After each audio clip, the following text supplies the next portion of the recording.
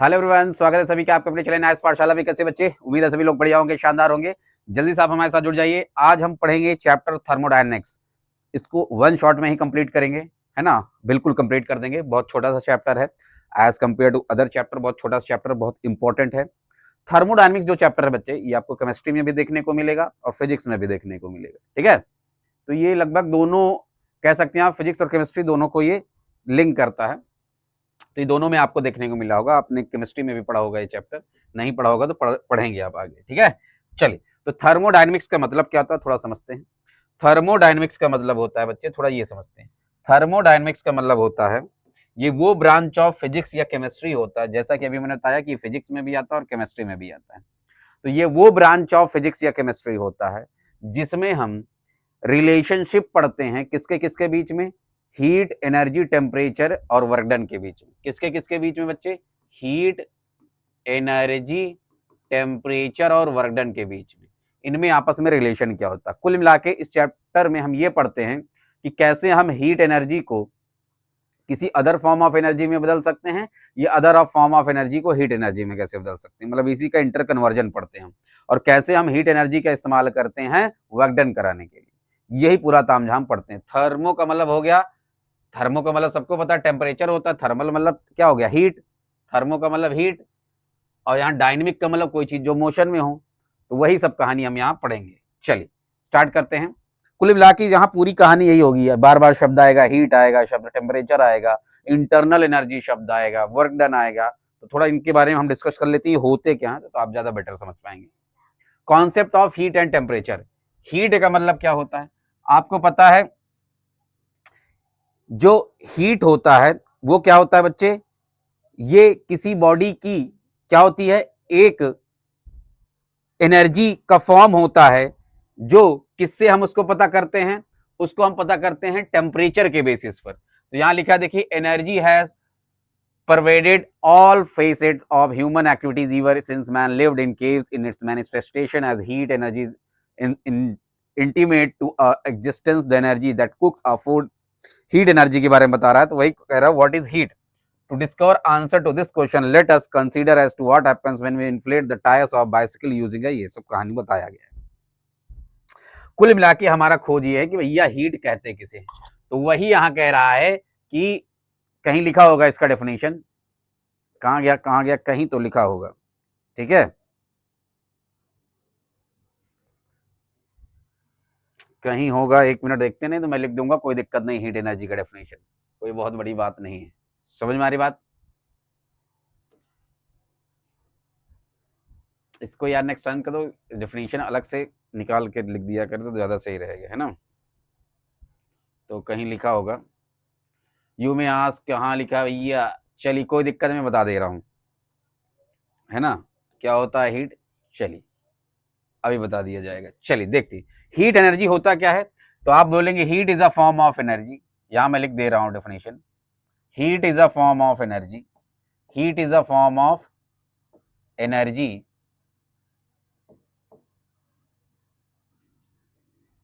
that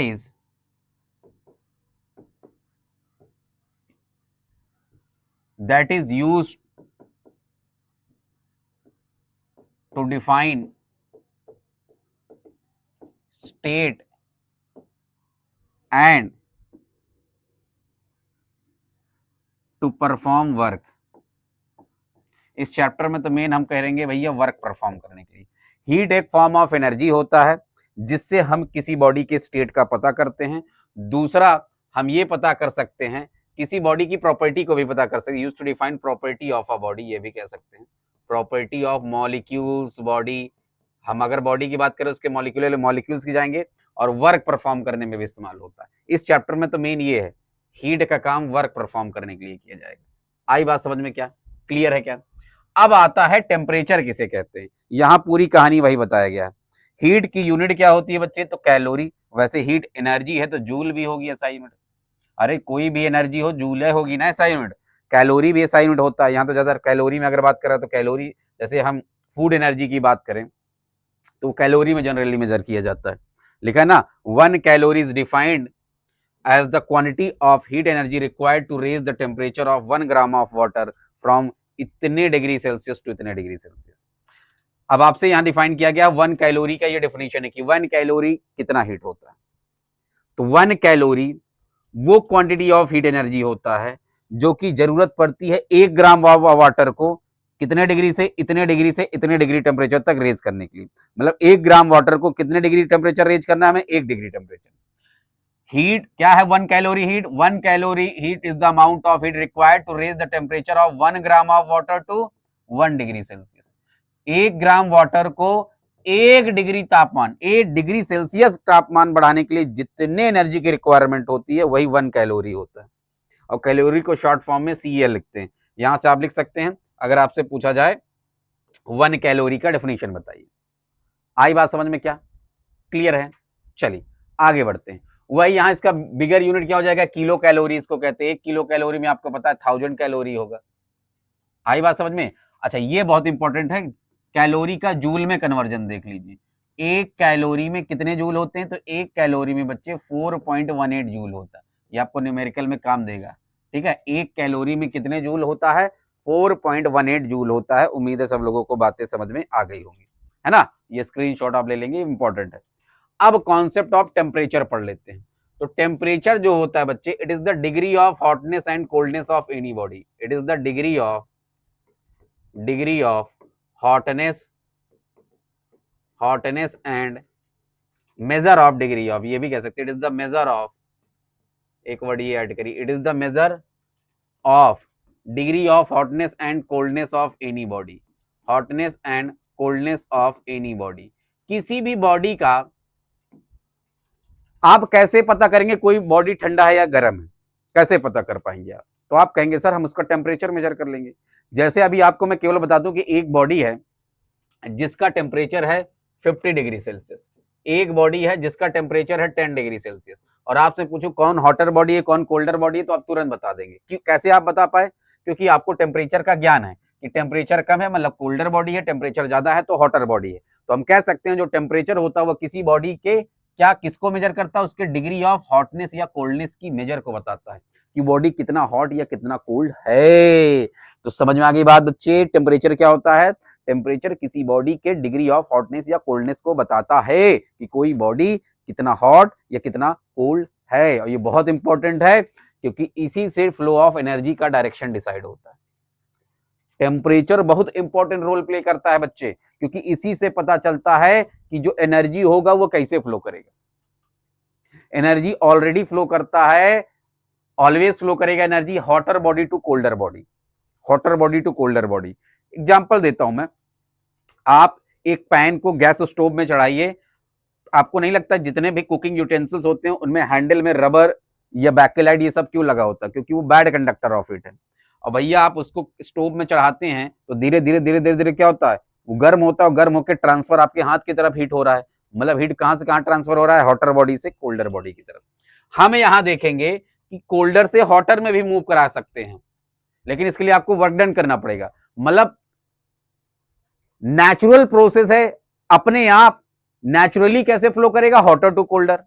लेकिन अगर आप कोल्डर टू हॉटर फ्लो कराना चाहते हैं हीट एनर्जी को, तो आपको फिर बाहर से एक्सटर्नल वर्क डन करना पड़ेगा। वही तो इस चैप्टर में हम लोग समझेंगे। जैसे एग्जांपल देता हूं, आपके घर में एसी लगा होगा, तो एसी इसी प्रिंसिपल पे काम करता है बच्चे। वो कोल्डर बॉडी से हॉटर बॉडी की तरफ क्या करता है, हीट एनर्जी को ट्रांसफर करता है। अरे भैया आपके कमरे में तापमान कम है तो उसका क्या कर रहा है, हीट को खींचकर कमरे के कहां भेज रहा है, बाहर। और बाहर का तापमान ज्यादा होता है कि नहीं, तो कोल्डर से हॉटर की तरफ करा रहा है, इसीलिए उसको वर्क डन करना पड़ता है। वो हम देखेंगे कैसे क्या वर्क डन करता है, वो पढ़ेंगे लास्ट में। उम्मीद है सब लोगों को बातें मेरी समझ में आ रही होंगी बच्चे, समझ गए? आगे बढ़ जाएं क्या, आगे बढ़ जाएं क्या? चलिए आगे। थर्मल इक्विलिब्रियम, अच्छा एक वर्ड यहाँ आया है, थोड़ा मैं इसको भी बता दूं। थर्मल इक्विलिब्रियम का मतलब क्या होता है?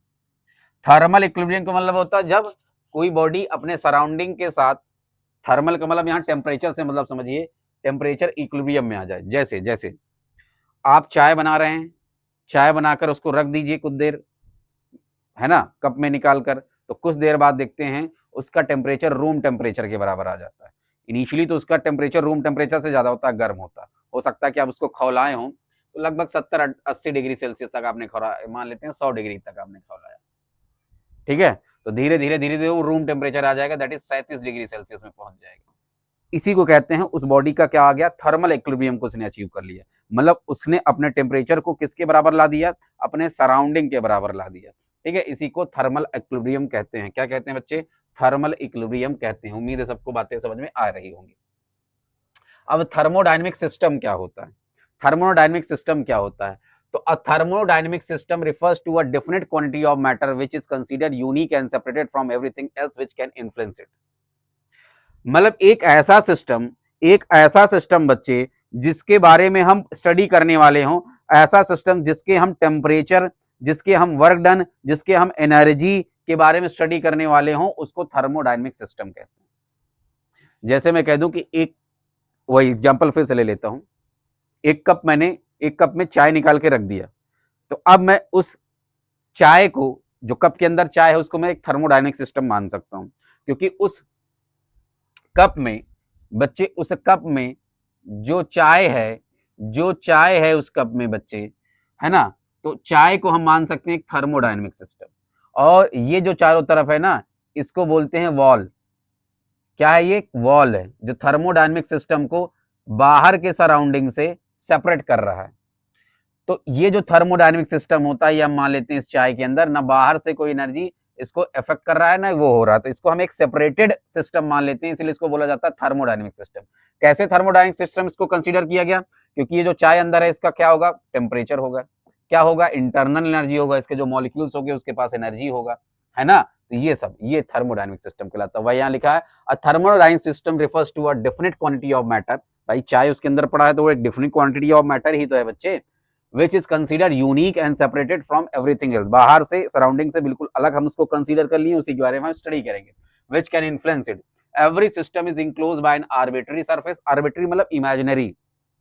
अगर आपको कहीं कोई दिख नहीं रहा तो भी आप मान लीजिए एक इमेजिनरी सरफेस होता है जो उसको सेपरेट करता है सराउंडिंग से। आर्बिट्री का मतलब यही हो गया कि अगर अब आप कहते सर ये चलिए ये तो चाय कप का बाउंड्री है, सेपरेशन है, मान लीजिए मैं ऐसे कोई पानी खुले में रख दूं तो बच्चे हमें दिख नहीं रहा है, वहां भी एक सराउंडिंग होगा, एक कोई लेयर होता है, हर एक उसके बीच में एक लेयर, एक बाउंड्री, एक सेपरेशन होता है, भले हम इसको ना दिख रहा। तो आर्बिट्री मतलब हो गया कि इमेजिनरी, या हम कंसीडर मान लेते हैं कि एक सेपरेशन है, सरफेस है, बाउंड्री है, ठीक है, जिसे हम बाउंड्री कहते हैं। जैसे इस केस में आपको साफ साफ बाउंड्री क्या काम कर रहा है, ये कप का जो दीवार है ये बाउंड्री का काम कर रहा है, ये अंदर के थर्मोडायनेमिक सिस्टम को बाहर के सराउंडिंग से अलग कर रहा है। वॉल, बाउंड्री का यही काम होता है, थर्मोडायनेमिक सिस्टम को अदर सराउंडिंग से सेपरेट करना, ठीक है। द बाउंड्री में be enclose a solid, a liquid और अ गैस। कुछ भी हो सकता है बाउंड्री, जैसे यहाँ सॉलिड है कप, कहीं लिक्विड हो सकता है, कहीं गैस हो सकता है, कुछ भी हो सकता है, रियल इमेजिनरी कुछ भी हो सकता है, रेस्ट में हो सकता है, मोशन में हो सकता है, किसी भी शेप और साइज का बाउंड्री हो सकता है, उससे कोई दिक्कत नहीं। जैसे यहाँ कप का एक शेप है, ग्लास में रख दीजिए, बाल्टी में रख दीजिए। समझ में आ रही बात बच्चे, बात उम्मीद है समझ में आ रही होगी। और जो सिस्टम के वॉल की चारों तरफ जो होता है रीजन, उसको सराउंडिंग कहते हैं। तो समझिए जैसे मैंने इस कप में चाय लिया, तो चाय हो गया आपका थर्मोडायनेमिक सिस्टम, ये हो गया इसका वॉल, ये क्या हो गया बच्चे, इसका वॉल, ठीक है। और ये जो बाहर का इन्वायरमेंट है और ये सब इसका सराउंडिंग कहलाता है। क्या कहलाता है, सराउंडिंग। उम्मीद है ये बातें समझ में आपको आ गई होंगी, सराउंडिंग क्या होता है। आई बात क्या समझ में, क्लियर है, क्योंकि ये छोटे छोटे वर्ड अभी बहुत इस्तेमाल होंगे, तो आपको अभी से जानकारी होनी चाहिए, नहीं बच्चे आधे इसी को नहीं जानते, तभी तो उनको कुछ समझ में नहीं आता, ठीक है। इसीलिए मैं बिल्कुल बेस से आपको समझाने की कोशिश कर रहा हूं। अब है थर्मोडायनेमिक सिस्टम कितने तरह के होते हैं। तो थर्मोडायनेमिक सिस्टम का पहला टाइप है ओपन सिस्टम, ये बहुत पूछा जाता है ना, तो ये ध्यान रखिएगा। ओपन सिस्टम क्या होता है, ये ऐसा सिस्टम होता है, ये ऐसा सिस्टम होता है जिससे जिससे जैसे अभी मैंने एक कप का एग्जांपल लिया कि एक कप है, उसके अंदर चाय भरा हुआ है, क्या भरा हुआ है बच्चे, टी भरा हुआ है, चाय। तो ओपन सिस्टम कैसा सिस्टम होता है, it is a system which can exchange mass and energy with the surrounding. A water heater is an open system, ठीक है। तो ऐसा सिस्टम जो अपने सराउंडिंग के साथ एनर्जी भी एक्सचेंज कर सकता हो और मास भी एक्सचेंज कर सकता हो, एनर्जी भी एक्सचेंज कर सकता हो और मास भी एक्सचेंज कर सकता हो, वो ओपन सिस्टम कहलाता है। जैसे एक खुले पतीले में बच्चे आप क्या कर रहे हैं, पानी उबाल रहे हैं, तो आप इसको क्या दे रहे हैं, हीट एनर्जी। तो भैया ये जो खुला पतीला अगर ओपन सरफेस है तो एनर्जी इन्वायरमेंट में ट्रांसफर भी तो कर रहा होगा, और जो पनिया होगा वो वेपर बन के भी तो जा रहा होगा इन्वायरमेंट में। मतलब ऐसा थर्मोडायनेमिक सिस्टम जिससे एनर्जी भी ट्रांसफर हो सके, एक्सचेंज हो सके, और मास भी, मास का मतलब हो गया मैटर, जैसे पानी भाप बन के बाहर जा रहा है तो मास भी तो एक्सचेंज हो रहा है बच्चे, ट्रांसफर हो रहा है। तो ऐसे सिस्टम को ओपन सिस्टम कहते हैं। तो ओपन सिस्टम ऐसा सिस्टम जिससे जो जो अपने सराउंडिंग के साथ मास भी एक्सचेंज कर सकता हो और एनर्जी भी एक्सचेंज कर सकता हो। आई बच्चे बात समझ में, क्लियर है क्या? ठीक है, तो ये याद रखिएगा। अब क्लोज सिस्टम क्या होता है? तो close system, it is a system which can exchange energy but not मास। तो ऐसा सिस्टम जो जो क्या करता है, मास एक्सचेंज नहीं कर सकता लेकिन एनर्जी एक्सचेंज कर सकता है। एग्जांपल देता हूं।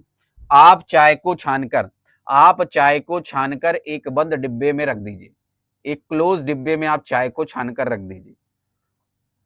तो आपसे अगर मैं पूछूं, अगर डिब्बा बंद है तो क्या उससे चाय बाहर आ सकता है? आप कहेंगे नहीं सर, मतलब मास का एक्सचेंज नहीं हो सकता। लेकिन बच्चे कुछ देर बाद, डिब्बा बंद करने के बाद कुछ देर बाद चाय ठंडा हो जाएगा कि गर्म ही रहेगा? आप बोलेंगे सर ठंडा हो जाएगा। हाँ, हो जाएगा। इट मींस मास एक्सचेंज नहीं हो रहा है लेकिन एनर्जी एक्सचेंज हो रहा है। जो इसके अंदर का हीट एनर्जी है वो सराउंडिंग साथ एक्सचेंज हो रहा है, तभी तो इसका टेम्परेचर घट जा रहा है। मेरी बातों को आप समझ पा रहे हैं? तो ये कैसा सिस्टम हो गया? Close system. तो क्लोज सिस्टम ऐसा है, वो सिस्टम होता है थर्मोडायनेमिक सिस्टम जिसमें मास एक्सचेंज नहीं हो सकता बच्चे, लेकिन एनर्जी एक्सचेंज हो सकता है। अब इसी चाय को मैं किस में रख दूं? आप लोग यूज करते हैं ना वो मिल्टन की बॉटल, जिसको हम क्या बोलते हैं? थर्मल फ्लास्क बोलते हैं। वो क्या हो जाएगा? वो ऐसा एग्जाम्पल है। देखिए 100% ऐसा कोई सिस्टम नहीं है कि 100% बिल्कुल भी एनर्जी एक्सचेंज ना हो, ऐसा कोई सिस्टम नहीं है। लेकिन हम मान लेते हैं जो आपका मिल्टन की बोतल इस्तेमाल करते हैं ना, उसमें लगभग आप चाय रख दीजिए तो 4-5 घंटे तक गर्म रहता है। इट मींस वो लगभग 99.99% कुछ काम कर रहा है बिल्कुल, कि उसमें एनर्जी एक्सचेंज नहीं होता, उसमें एनर्जी एक्सचेंज नहीं होता। उसको बोलते हैं भैया ये it is a system which can exchange neither mass nor energy with surrounding. ये एग्जांपल है आइसोलेटेड सिस्टम का। तो ऐसा सिस्टम बच्चे जो ना तो एनर्जी एक्सचेंज कर रहा हो ना तो मास, कुछ भी ना कर रहा हो। जैसे मैंने एग्जांपल दिया किसका बच्चे? मैंने एग्जांपल दिया आपको मिल्टन की बोतल का। किसका? एक थर्मो फ्लास्क जो आता है। क्या आता है बच्चे? जो थर्मो फ्लास्क आता है आप सबके पास होगा, है ना? उसमें क्या होता है भैया? जो मिल्टन भाई साहब है ना, ये लगभग इसकी तरह बिहेव करते हैं। 100% कोई आइसोलेटेड सिस्टम नहीं होता, कुछ ना कुछ एनर्जी ट्रांसफर होगा ही, ठीक है। लेकिन इसको हम मान लेते हैं कि लगभग अप्रॉक्स आइसोलेटेड सिस्टम है, जिससे मास ना एक्सचेंज हो रहा ना एनर्जी, क्योंकि मास तो जाएगा ही नहीं, बंद है। एनर्जी की बात करें तो आप इसमें रखते हैं जो लगभग 5-6 घंटे तक गर्म रहता है, इट मीन एनर्जी भी एक्सचेंज नहीं हो रहा है। तो ऐसे सिस्टम को क्या कहते हैं बच्चे? आइसोलेटेड सिस्टम बोलते हैं। फिल्ड थर्मो, ये लिखा देखिए, थर्मोस फ्लैंक या thermoflask is an ideal example of an isolated system. अगर आपसे कभी पूछे 100% कोई पॉसिबल नहीं, कुछ ना कुछ तो होगा। अरे 5 या 6 घंटे तक गर्म रहता है, उसके बाद तो ठंडा हो जा रहा है ना, बस थोड़ा स्लो रेट में हो रहा है ना, स्लो है इसलिए हम मान लेते हैं। चलिए अब आते हैं थर्मोडायनेमिक वेरिएबल्स और कोऑर्डिनेट्स क्या होते हैं। थर्मोडायनेमिक्स वेरिएबल का मतलब बच्चे, जब हम किसी थर्मोडायनेमिक सिस्टम के बारे में स्टडी कर रहे होंगे तो कुछ टर्म्स बार बार इस्तेमाल होंगे, कुछ टर्म्स बार बार इस्तेमाल होंगे। जैसे टेम्परेचर वर्ड आएगा, जैसे इंटरनल एनर्जी वर्ड आएगा, जैसे हीट आएगा, जैसे वर्क डन आएगा। इन सबको थर्मोडायनेमिक वेरिएबल कहते हैं। वेरिएबल का मतलब ये सब वैल्यू चेंज हो सकते हैं।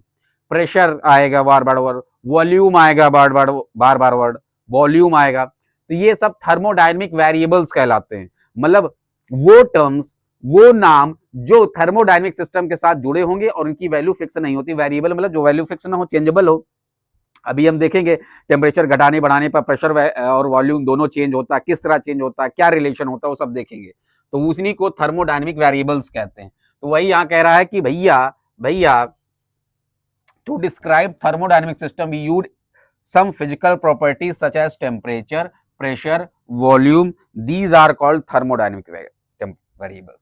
किसी थर्मोडायनेमिक सिस्टम को डिफाइन करने के लिए हम कुछ फिजिकल प्रॉपर्टीज का इस्तेमाल करते हैं, जैसे टेम्परेचर, प्रेशर और वॉल्यूम। इनको थर्मोडायनेमिक वेरिएबल्स कहा जाता है, क्योंकि टीपीवी किसी सिस्टम के फिक्स नहीं होते, कोई ना कोई। अगर आप एक को फिक्स रख रहे हैं बाकी चेंज करें, कुछ ना कुछ चेंज होगा, इसलिए इनको सबको वेरिएबल्स कहा जाता है।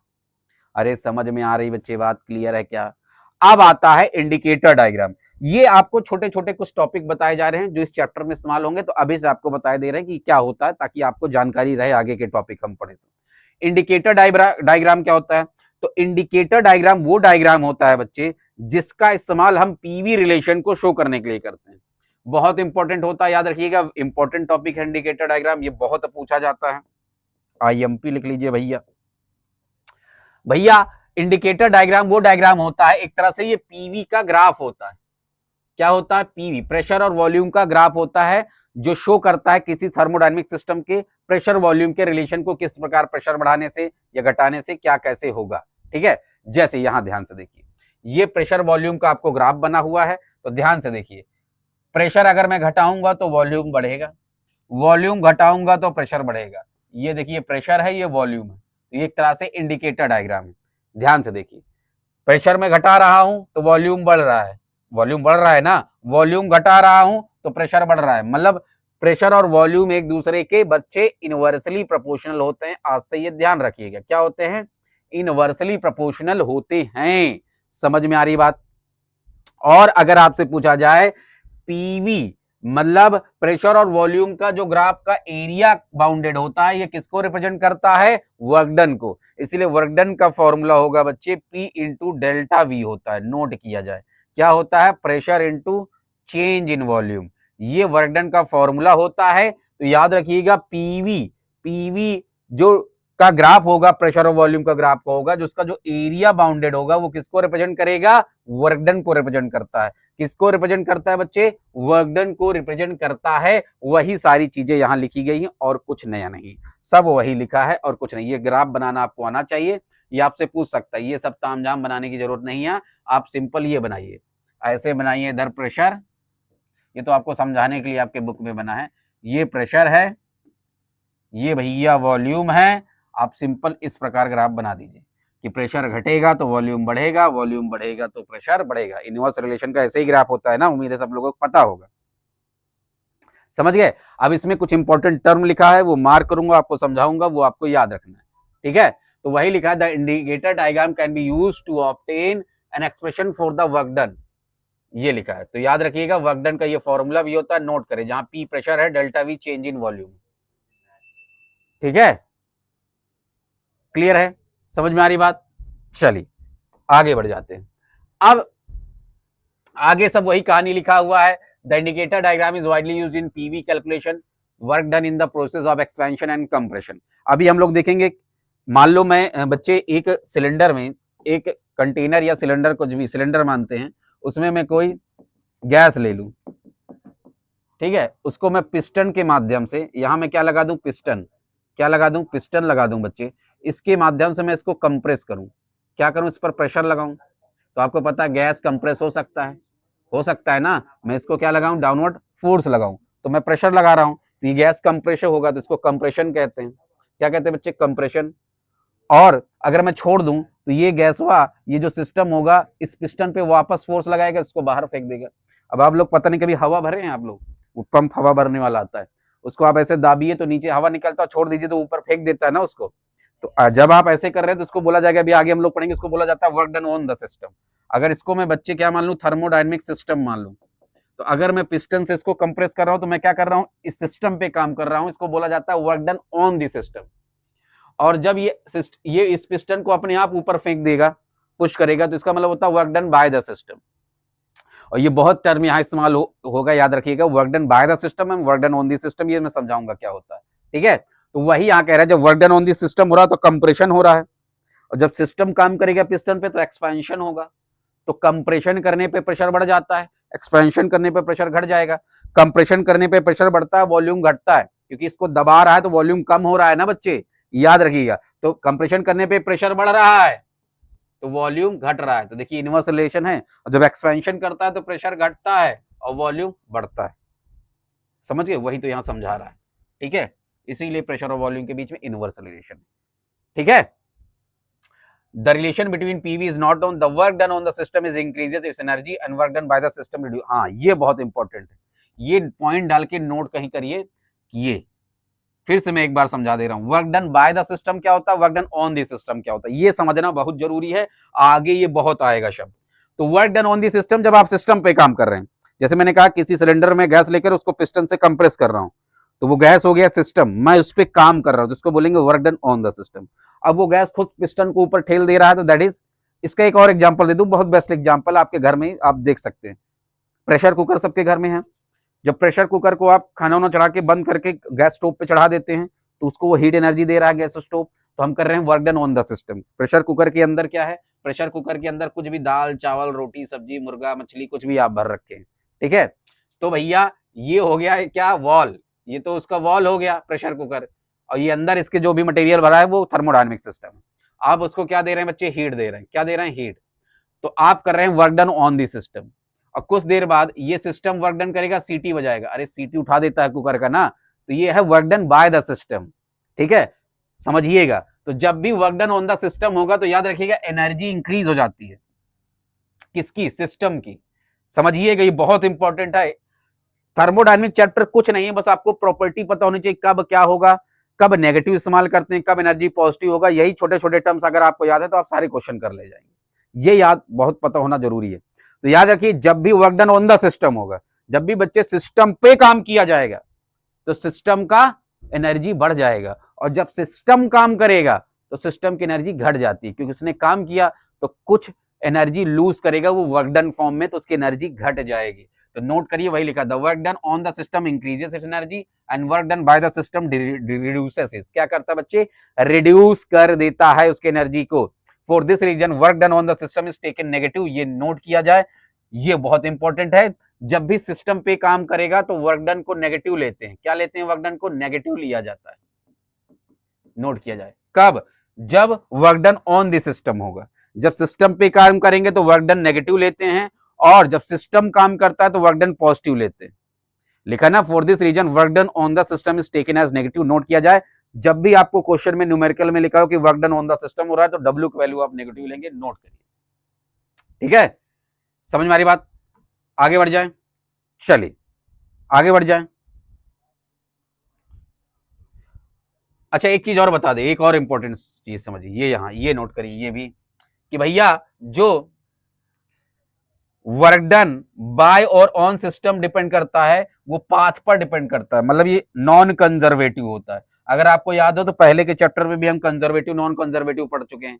कंजर्वेटिव फिजिकल क्वांटिटीज वो होते हैं जो पाथ पर डिपेंड, क्या होते हैं, पाथ पर डिपेंड होते हैं, पाथ पर डिपेंड नहीं होते। नॉन कंजर्वेटिव जो पाथ पर डिपेंड हो, कि आप किस प्रकार किस रास्ते से उसको वर्क डन करा रहे हैं।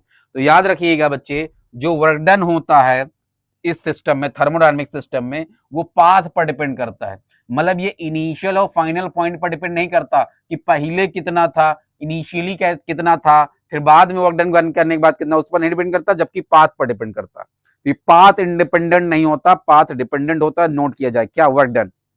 अभी इसी में एक टॉपिक पढ़ेंगे हम लोग, इंटरनल एनर्जी। जो इंटरनल एनर्जी होता है बच्चे वो पाथ पर डिपेंड नहीं होता, पाथ का मतलब आप इस पॉइंट, किसी पर्टिकुलर पॉइंट से बी पॉइंट तक आप उसको पहुंचा रहे हैं थर्मोडायनेमिक सिस्टम को, तो आप कैसे पहुंचा रहे हैं, इस रास्ते से कि ऐसे पहुंचा रहे हैं कि ऐसे पहुंचा रहे हैं, इस पर डिपेंड नहीं करता क्या, इंटरनल एनर्जी। लेकिन वर्क डन डिपेंड करता है कि आप कैसे पहुंचा रहे हैं, किस पाथ से पहुंचा रहे हैं, उस पर भी डिपेंड करता है। तो ये नोट किया जाए, वर्क डन बहुत इंपॉर्टेंट है, याद रखिएगा। चलिए आगे है थर्मोडायनेमिक इक्विलिब्रियम कैसे कहते हैं, तो मैं पहले भी आपको समझा चुका हूं कि मान लीजिए आप कप में चाय छान कर रख दे रहे हैं, धीरे धीरे उसका तापमान टेम्परेचर घटेगा और वो उसका तापमान किसके बराबर आ जाएगा, रूम टेम्परेचर के बराबर। तो उस थर्मोडायनेमिक सिस्टम ने क्या कर लिया, अपना टेम्परेचर अपने सराउंडिंग के बराबर कर दिया, इसी को थर्मोडायनेमिक इक्विलिब्रियम कहते हैं। क्या कहते हैं बच्चे, थर्मोडायनेमिक इक्विलिब्रियम कहते हैं। वही यहां समझाया, imagine that a container is filled with a liquid, कुछ भी मान लो चाय मिल्क कॉफी वाटर लिखा ना 60 degree Celsius, if it is left to itself, छोड़ दिया जाए उसको कुछ देर के लिए, तो आप नोटिस करेंगे कुछ देर बाद उसका टेम्परेचर रूम टेम्परेचर के बराबर आ जाएगा। इसी को हम कहते हैं कि उस कंटेनर ने क्या कर लिया, थर्मल इक्विलिब्रियम अचीव कर लिया। तो आप कहेंगे सर इसका मतलब कोई थर्मोडायनेमिक सिस्टम तभी थर्मल इक्विलिब्रियम अचीव करेगा जब वो कैसा हो, कैसा हो बच्चे, कैसा हो, अगर वो आइसोलेटेड सिस्टम है तब तो नहीं अचीव करेगा। आइसोलेटेड सिस्टम मतलब जो मास एनर्जी दोनों एक्सचेंज ना करता हो, जैसे भी हमने पढ़ा, क्योंकि अगर मास एनर्जी दोनों एक्सचेंज नहीं कर रहा तो उसका टेम्परेचर घटेगा ही नहीं। मतलब उसको ऐसा होना चाहिए कि जो टेम्परेचर एक्सचेंज कर सकता हो अपने सराउंडिंग के साथ, तभी तो अचीव करेगा बच्चे, नहीं तो करेगा ही नहीं। समझ में आ रही बात। चलिए आगे बढ़ते। भाई इसको कम कर दो, कुछ ज्यादा ही ठंडा कर दे रहा है, फ्रीज कर देगा नहीं तो ये। ठीक है, समझ गए। तो अब थर्मल इक्विलिब्रियम किसे कहते हैं? अ सिस्टम विच एग्जिबिट्स, जिसके अंदर थर्मल इक्विलिब्रियम भी होना चाहिए, मैकेनिकल भी होना चाहिए और केमिकल, तीनों इक्विलिब्रियम अचीव करना चाहिए। थर्मल इक्विलिब्रियम का जैसे मैंने कहा, चाय आपने रख दिया, कुछ देर बाद रूम टेम्परेचर के बराबर हो गया, और थर्मल इक्विलिब्रियम। ठीक है, मैकेनिकल इक्विलिब्रियम में वर्क डन आता है, अभी हम समझा देते हैं। ठीक है, समझ में आ रही बात? तो उसे मैकेनिकल इक्विलिब्रियम कहते हैं, समझ में आ रही बात? और जैसे इसमें एग्जांपल दिया है कि जो अर्थ होता है वो थोड़ा सा इक्वेटर पे बल्ज होता है। क्या होता है? अर्थ जो होता है वो बल्ज आउट होता है इक्वेटर पे। क्यों? क्योंकि इक्वेटर पे बल्जिंग आउट होने से उसके अंदर का प्रेशर बाहर निकल जाता है, मतलब जो इक्विलिब्रियम को अचीव कर लेता है, क्योंकि मोल्टन फॉर्म में लावा बाहर निकल जाता है, तो अंदर जो वर्क डन था वो बाहर वर्क डन के बराबर हो जाता है। मैकेनिकल का मतलब वर्क डन इक्विलिब्रियम में आ जाए सराउंडिंग के साथ। तो आपको सिंपली ये याद रखना, बहुत डिटेल में इसमें जाना भी नहीं हमें। आप ये याद रखिए कि सिस्टम विच एग्जिबिट्स, जिसके अंदर थर्मल इक्विलिब्रियम हो, केमिकल इक्विलिब्रियम हो। जैसे कोई केमिकल रिएक्शन होते होते होते होते फिर रुक जाता है ना, कि होता रहता है रिएक्शन। जैसे आपने ए को बी के साथ रिएक्ट कराया बच्चे, तो पहले रिएक्शन होगा, रिएक्शन होके बी बनाएगा, धीरे धीरे वो रिएक्शन स्लो डाउन होके रिएक्शन बिल्कुल खत्म हो जाएगा, मतलब रुक जाएगा। तो कह सकते हैं कि केमिकल इक्विलिब्रियम अचीव हो गया केमिकल रिएक्शन का। तो जब कोई थर्मोडायनेमिक सिस्टम, उसके अंदर थर्मल इक्विलिब्रियम हो, मैकेनिकल हो, केमिकल, ये तीनों इक्विलिब्रियम पाया जाए, तो हम कह सकते हैं कि वो थर्मोडायनेमिक इक्विलिब्रियम में। तो ये डेफिनेशन हो गया, नोट कर लीजिए किसका, अगर आपसे पूछा जाए थर्मोडायनेमिक इक्विलिब्रियम का क्या होता है डेफिनेशन। चलिए, समझ में आ रही बात? चलते हैं। अब है थर्मोडायनेमिक प्रोसेस क्या होते हैं। अब टाइप्स ऑफ थर्मोडायनेमिक्स हम प्रोसेस पढ़ेंगे, कितने तरह के थर्मोडायनेमिक प्रोसेस होते हैं और क्या क्या होते हैं, उनका नाम क्या है, ध्यान से देखते हैं। तो भैया पहला है रिवर्सिबल प्रोसेस। थर्मोडायनेमिक्स का पहला टाइप है बच्चे रिवर्सिबल प्रोसेस। क्या होता है? लिखा है ना, if a process is executed so that all intermediate stages between the initial and final states are equilibrium states, and the process can be executed back along the same equilibrium states from its final states to its initial state, it's called reversible process. Simple सरल भाषा में आपको बता दे रहा हूं, ध्यान से समझिए। ऐसा प्रोसेस अगर मैं ए से बी बना रहा हूं बच्चे, और बी से ए बन जाए, और जब भी ए से बी में बजा रहा था तो बीच में जो भी था उस समय ए और बी इक्विलिब्रियम में रह रहे हो पार्टिकल, तो हम कह सकते हैं ये रिवर्सिबल प्रोसेस है। एक एग्जांपल दूंगा, अभी आप समझ जाएंगे। आप आइस का एक टुकड़ा लीजिए, आइस का एक टुकड़ा लीजिए, उसको आप रख दीजिए कमरे में, तो आप देखेंगे धीरे धीरे धीरे धीरे मेल्ट करके वो पानी बना लेगा। क्या बना लेगा? पानी बना लेगा। ठीक है, तो हुआ क्या, जब आइस बना था बच्चे, क्या बना था? आइस बना था। तो हमने क्या किया, उसको हीट एनर्जी दिया, वो उस हीट एनर्जी को गेन करके क्या बना लेगा? वाटर बना लेगा। अब यही वाटर को अगर मैं वापस फ्रिज में रख दूं, तो जितना अमाउंट ऑफ आपने हीट एनर्जी इसको दिया है वाटर बनने के लिए, उतना ही अमाउंट ऑफ हीट एनर्जी ये बाहर रिलीज करके क्या बन जाएगा? बर्फ बन जाएगा। क्योंकि बर्फ बनने के लिए इसको एनर्जी कम करना पड़ेगा। क्या करना पड़ेगा बच्चे? कम करना पड़ेगा। अगर आपसे मैं पूछ लूं, आप लोगों ने पढ़ा होगा, क्या पढ़ा होगा, कि अगर आपको मैं 10 डिग्री आइस दे दूं और आपको मैं 10 डिग्री वाटर दे दूं, तो आपसे अगर पूछूं किसमें एनर्जी ज्यादा होगा, तो आप कहेंगे सर आइस में होगा, वाटर में होगा ज्यादा एनर्जी। नहीं, आप कहेंगे दोनों में सेम होगा, क्योंकि टेम्परेचर सेम है। नहीं बच्चे, 10 डिग्री वाटर में एनर्जी ज्यादा होगा। आप लोगों ने जूनियर क्लासेस में पढ़ा होगा latent heat of vaporization and latent heat of fusion. समझिए, आप लोगों ने ये कॉन्सेप्ट पढ़ा, यहां भी हम पढ़ लेंगे। नहीं, कैलोरीमेट्री एक टॉपिक होता है, उसमें आप पढ़ते हैं, जब किसी सिस्टम का स्टेट चेंज होता है तो टेम्परेचर नहीं चेंज होता, और टेम्परेचर चेंज होता है तो स्टेट नहीं चेंज होता। ये नियम याद रखिएगा। जैसे एग्जांपल देता हूं, मैं आपको -10 डिग्री सेल्सियस आइस दे दूं, भाई इसको कम कर दो, मैं आपको -10 डिग्री सेल्सियस क्या दे दूं? आइस दे दूं। ठीक है, और आपसे कह दूं इसको 10 डिग्री सेल्सियस वाटर में कन्वर्ट करिए, तो पहले ये कहां जाएगा बच्चे? पहले ये -10 डिग्री सेल्सियस आइस से 0 डिग्री सेल्सियस आइस में जाएगा। आप हीट करेंगे तो जम करके तुरंत थोड़ी ना 10 डिग्री सेल्सियस वाटर में चला जाएगा, यहां जाएगा। फिर अब देखिए यहां क्या चेंज हुआ, यहां टेम्परेचर चेंज हुआ है लेकिन स्टेट नहीं चेंज हुआ, आइस ही है। अब हीट करेंगे फर्दर, तो ये 0 डिग्री आइस से जाएगा बच्चे 0 डिग्री वाटर में जाएगा। तो अब देखिए यहां स्टेट चेंज हुआ है तो टेम्परेचर नहीं चेंज हुआ। फिर इसको फर्दर हीट करेंगे, ये 0 डिग्री आइस से 10 डिग्री वाटर में, सॉरी 0 डिग्री वाटर से 10 डिग्री वाटर में जाएगा। तो ये रिलेशन आपको याद रखना है कि टेम्परेचर चेंज होगा तो स्टेट नहीं चेंज होगा, स्टेट चेंज होगा तो टेम्परेचर नहीं चेंज होगा। तो वही, तो अगर मैंने इसको कुछ एनर्जी दिया होगा तभी तो ये बना होगा, इट मींस इसके पास इससे ज्यादा एनर्जी है, तो ये याद रखना है आपको। अब समझते हैं, तो वही यहां रिवर्सिबल प्रोसेस वो है कि जब ए से बी बनाया गया और वापस हम बी से ए को अचीव कर लें, ठीक है, उसी चीज को जितना एनर्जी हमने ए से बी को बनाने में दिया, बी से ए बनाने में उतना एनर्जी हम निकाल लेंगे तो हमें वापस ए मिल जाएगा। ठीक है, चलिए, उम्मीद है सबको समझ में आ गई होगी बात। ठीक है, आगे बढ़ते हैं, उम्मीद है सबको समझ में आ गया रिवर्सिबल प्रोसेस क्या होता है। आगे बढ़ जाएं, चलिए। अरे कौन है भाई, आगे बढ़ जाएं। अब है इरिवर्सिबल प्रोसेस क्या होता है, तो इसी का उल्टा, ऐसा प्रोसेस जिसको रिवर्स ना किया जा सकता हो, तो वही लिखा, process which can not be retrace along the same equilibrium state from initial to final state. अरे ए इनिशियल है, ए से बी गए, ए से बी गए, लेकिन अब बी से ए को आप नहीं अचीव कर सकते, ये इनिशियल ये फाइनल स्टेट, फाइनल से इनिशियल नहीं अचीव कर सकते, तो वो इरिवर्सिबल है। समझ में आ रही बात? जैसे एग्जांपल, आप गाड़ी लेके जा रहे हैं, तो फ्रिक्शन की वजह से वियरिंग एंड टीयरिंग हो जाता है, किसमें, टायर में, तो क्या आप वापस अचीव कर सकते हो उसी टायर के स्टेट को? नहीं। तो फ्रिक्शन में जो एनर्जी लॉस हो गया आप उसको वापस अचीव नहीं कर सकते। समझ रहे हैं ना बात? जो फ्रिक्शन में एनर्जी लॉस हो गया वो वापस अचीव नहीं कर सकते। सुगर डिजोल्व इन वाटर, अब एक बार अगर आपने चीनी को किसमें, पानी में घोल दिया, तो आप वापस सेम एनर्जी से आप ऑप्टेन नहीं कर। अब आप कहेंगे सर अलग कर सकते हैं ना, वो अलग चीज हो गया बच्चे, कि आप शुगर सॉल्यूशन से शुगर और वाटर को अलग कर सकते हैं, वो अलग केस हो गया। Thermal equilibrium, thermodynamic irreversible process का मतलब हो गया कि जो हम ए से अगर बी गए हैं तो बी से ए वापस आए सेम थर्मोडायनेमिक कंडीशन में, मतलब सेम टेम्परेचर, सेम सब कुछ होना चाहिए, तो वो बात यहाँ की जा रही है।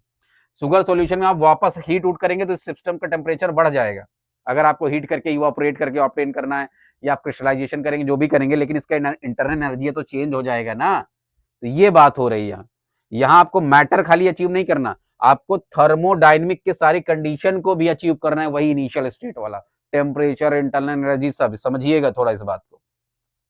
यहाँ सेपरेशन नहीं हो रहा, मिक्सचर का सेपरेशन हो रहा कि बस चीनी मिल गया काम हो गया, नहीं, ऐसा नहीं है। रस्टिंग ऑफ आयरन एक इरिवर्सिबल प्रोसेस है, आयरन में एक बार जंग लग गया तो वापस आप वो चीज अचीव नहीं कर पाएंगे, वो थर्मोडायनेमिक स्टेट, वो टेम्परेचर, वो इंटरनल एनर्जी कुछ भी नहीं होगा। It means that for irreversible process the intermediate states are not equilibrium states and hence such process can not be represented by a path. अच्छा, ये समझा रहा है कि मान लो ए से बी जा रहा है कोई ऑब्जेक्ट, तो बीच में मान लेता हूं मैं सी पर पहुंचा, चलो अच्छा मैं यहां मान लेता हूं ई पर गया, तो बीच में बी पर पहुंचेगा, सी पर पहुंचेगा, डी पर पहुंचेगा, डायरेक्ट तो ई पर पहुंच नहीं जाएगा। तो ये समझा रहा है जब ए से ई पर गया, ये ए से इनिशियल स्टेट से फाइनल स्टेट ई पर गया, तो बीच में जहां जहां से गुजरा हर एक पॉइंट पे ये इक्विलिब्रियम में रहेगा। इसका ऑल कंडीशन क्या होना चाहिए, इक्विलिब्रियम, इसके सारे स्टेट इक्विलिब्रियम में। इक्विलिब्रियम का मतलब वही हो गया सराउंडिंग के साथ सब कुछ क्या होना चाहिए, ऑल स्टेट कॉमन होना चाहिए। तो तभी ये समझाना चाहता है कि जब हम किसी सब्सटेंस ए को ई, किसी सब्सटेंस, किसी थर्मोडायनेमिक सिस्टम को ए स्टेट से ई स्टेट में ले जा रहे हो, तो बीच में जिस जिस रास्ते से वो गुजर रहा हो, जिस जिस पॉइंट से, जिस स्टेट से, उस समय ऑलवेज उसका क्या हो, इक्विलिब्रियम कंडीशन में होना चाहिए, तभी वो रिवर्सिबल होगा। अगर वो इंटरमीडिएट इक्विलिब्रियम कंडीशन में नहीं है तो वो इरिवर्सिबल होगा। आई बात समझ में? वही यहां पॉइंट लिखा है। ठीक है, आगे बढ़े, क्लियर है? आगे बढ़े, चलिए आगे बढ़ते हैं। आइसोथर्मल प्रोसेस क्या होता है? आइसोथर्मल प्रोसेस, नाम ही है आइसोथर्मल का मतलब हो गया जिसका टेम्परेचर कांस्टेंट रहे। क्या रहे? आइसोथर्मल ऐसा प्रोसेस है जिसमें थ्रू आउट द प्रोसेस जो टेम्परेचर रहेगा बच्चे वो कांस्टेंट, मेन आपको याद रखना है कांस्टेंट टेम्परेचर। ऐसा प्रोसेस जिसमें थ्रू आउट टेम्परेचर में कोई चेंजेस ना आए। क्या है बच्चे? टेम्परेचर में कोई चेंजेस ना आए थ्रू आउट प्रोसेस में, टेम्परेचर उस प्रोसेस, उस सिस्टम का कांस्टेंट रहे, उसको आइसोथर्मल प्रोसेस कहते हैं। आइसो मतलब कांस्टेंट, क्या कांस्टेंट रहे, थर्मल मतलब टेम्परेचर। ठीक है, समझ में आ रही बात? चलिए अब समझते हैं, आपको समझा रहा हूं। अब इसके लिए कहानी क्या होगा, मैं मान लेता हूं एक कंटेनर में मैंने गैस लिया, वो गैस कैसा है, परफेक्ट गैस है, परफेक्ट गैस क्या होता है? परफेक्ट गैस वो होता है जो फ्रिक्शनलेस हो, जिनके मॉलिक्यूल के बीच में कोई इंटरमॉलिक्यूलर फोर्स ना लग रहा हो। आइडियल गैस इक्वेशन जानते हैं ना, पीवी इक्वल टू एनआरटी। तो कभी कभी ये भी कह देते हैं परफेक्ट गैस या आइडियल गैस उसे कहते हैं जो पीवी इक्वल टू एनआरटी को, इस रिलेशन को फॉलो कर रहा हो, इस इक्वेशन को फॉलो कर रहा हो। पीवी इक्वल टू एनआरटी जो आइडियल गैस का इक्वेशन होता है, पता है ना सबको ये। तो सच में कोई आइडियल गैस एग्जिस्ट नहीं करता, आइडियल नाम की चीज ही नहीं एग्जिस्ट करती, ठीक है, समझ में आ रही बात। तो आइडियल कहीं शब्द आते जान जाओ, सच में नहीं एग्जिस्ट करता, इमेजिनरी वर्ड है।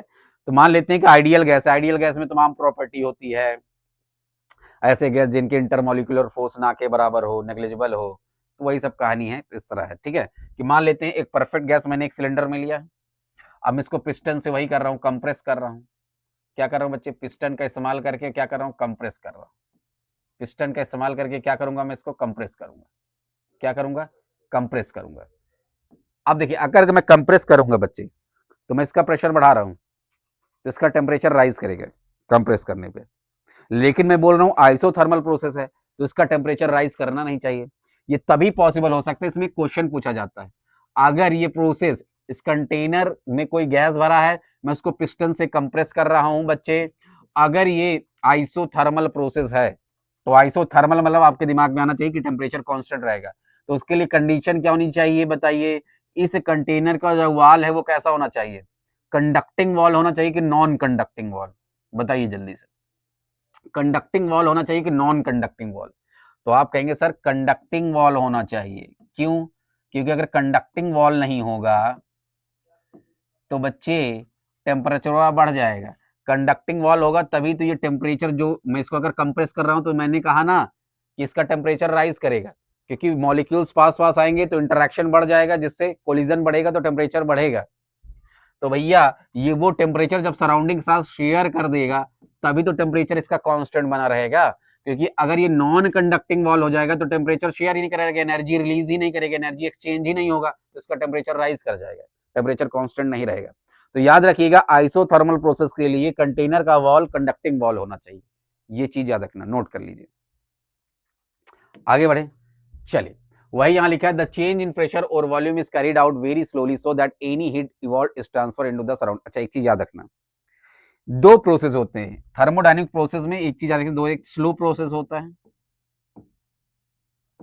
और एक स्पॉन्टेनियस होता है बच्चे। स्पॉन्टेनियस का मतलब होता है जो अपने आप हो जाए, तुरंत हो जाए, स्पॉन्टेनियस जो तुरंत हो जाए, अपने आप हो जाए, है ना, दैट इज कॉल्ड स्पॉन्टेनियस। जैसे आप एक बलून में तुरंत पिंच करिए, तुरंत फटता है, उसके गैस इन्वायरमेंट में तुरंत शेयर हो जाए, स्पॉन्टेनियस है बच्चे। स्लो प्रोसेस मतलब जो धीरे धीरे हो।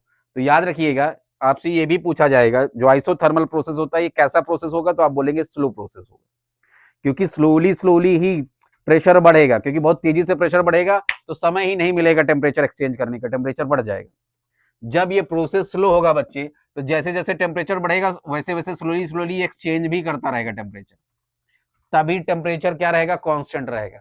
तो याद रखिएगा आइसोथर्मल प्रोसेस स्लो प्रोसेस होता है, वही यहां बोला है कि स्लो प्रोसेस होगा जो चेंज इन प्रेशर और वॉल्यूम होगा, क्योंकि टेम्परेचर तो कांस्टेंट है तो प्रेशर और वॉल्यूम में चेंज आएगा, वो इतना स्लोली होगा ताकि हीट को ट्रांसफर किया जाए सराउंडिंग से और टेम्परेचर को कांस्टेंट रखा जाए।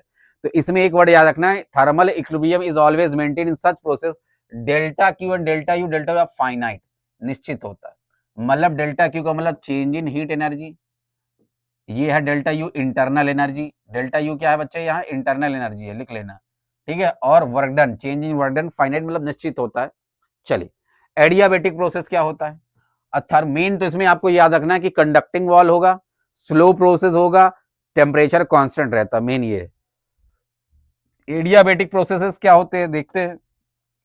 A thermodynamic process in which no exchange of thermal energy occurs is an adiabatic process. For example, expansion. समझिए, ऐसा प्रोसेस जिसमें कोई एक्सचेंज ऑफ एनर्जी ना हो, मतलब जो कंटेनर के वॉल्स हो बच्चे, वो सराउंडिंग के साथ कोई भी एनर्जी एक्सचेंज ना कर रहे हैं।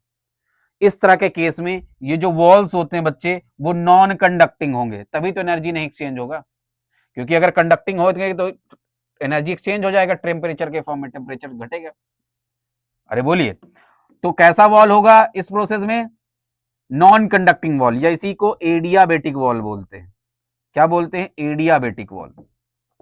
क्या बोलते हैं बच्चे, एडियाबेटिक वॉल। वही यहां लिखा है thermodynamic process in which no exchange of thermal energy occurs, कोई भी एक्सचेंज ऑफ थर्मल एनर्जी नहीं होता सराउंडिंग के साथ। ये तभी पॉसिबल है जब ये वॉल नॉन कंडक्टिंग हो, या इसी को एडियाबेटिक वॉल कहते हैं, जो टेम्परेचर ना शेयर करे, जिससे पास ना होने पाए। नॉन कंडक्टिंग मतलब जो bad conductor of heat and energy हो, मतलब ट्रांसफर ना कर पाए एनर्जी, ठीक है। जैसे एग्जांपल दिया एक्सपेंशन, जब कोई गैस एक्सपैंड करता है, क्या करता है, एक्सपैंड करता है, तो वो कैसा होता है बच्चे, कैसा होता है, एडियाबेटिक प्रोसेस होता है। कैसा होता है, एडियाबेटिक प्रोसेस होता है। और ये स्पॉन्टेनियस होगा, बहुत तेजी से होगा, इतना तेजी से होगा कि हीट एक्सचेंज करने का समय ही नहीं मिलेगा।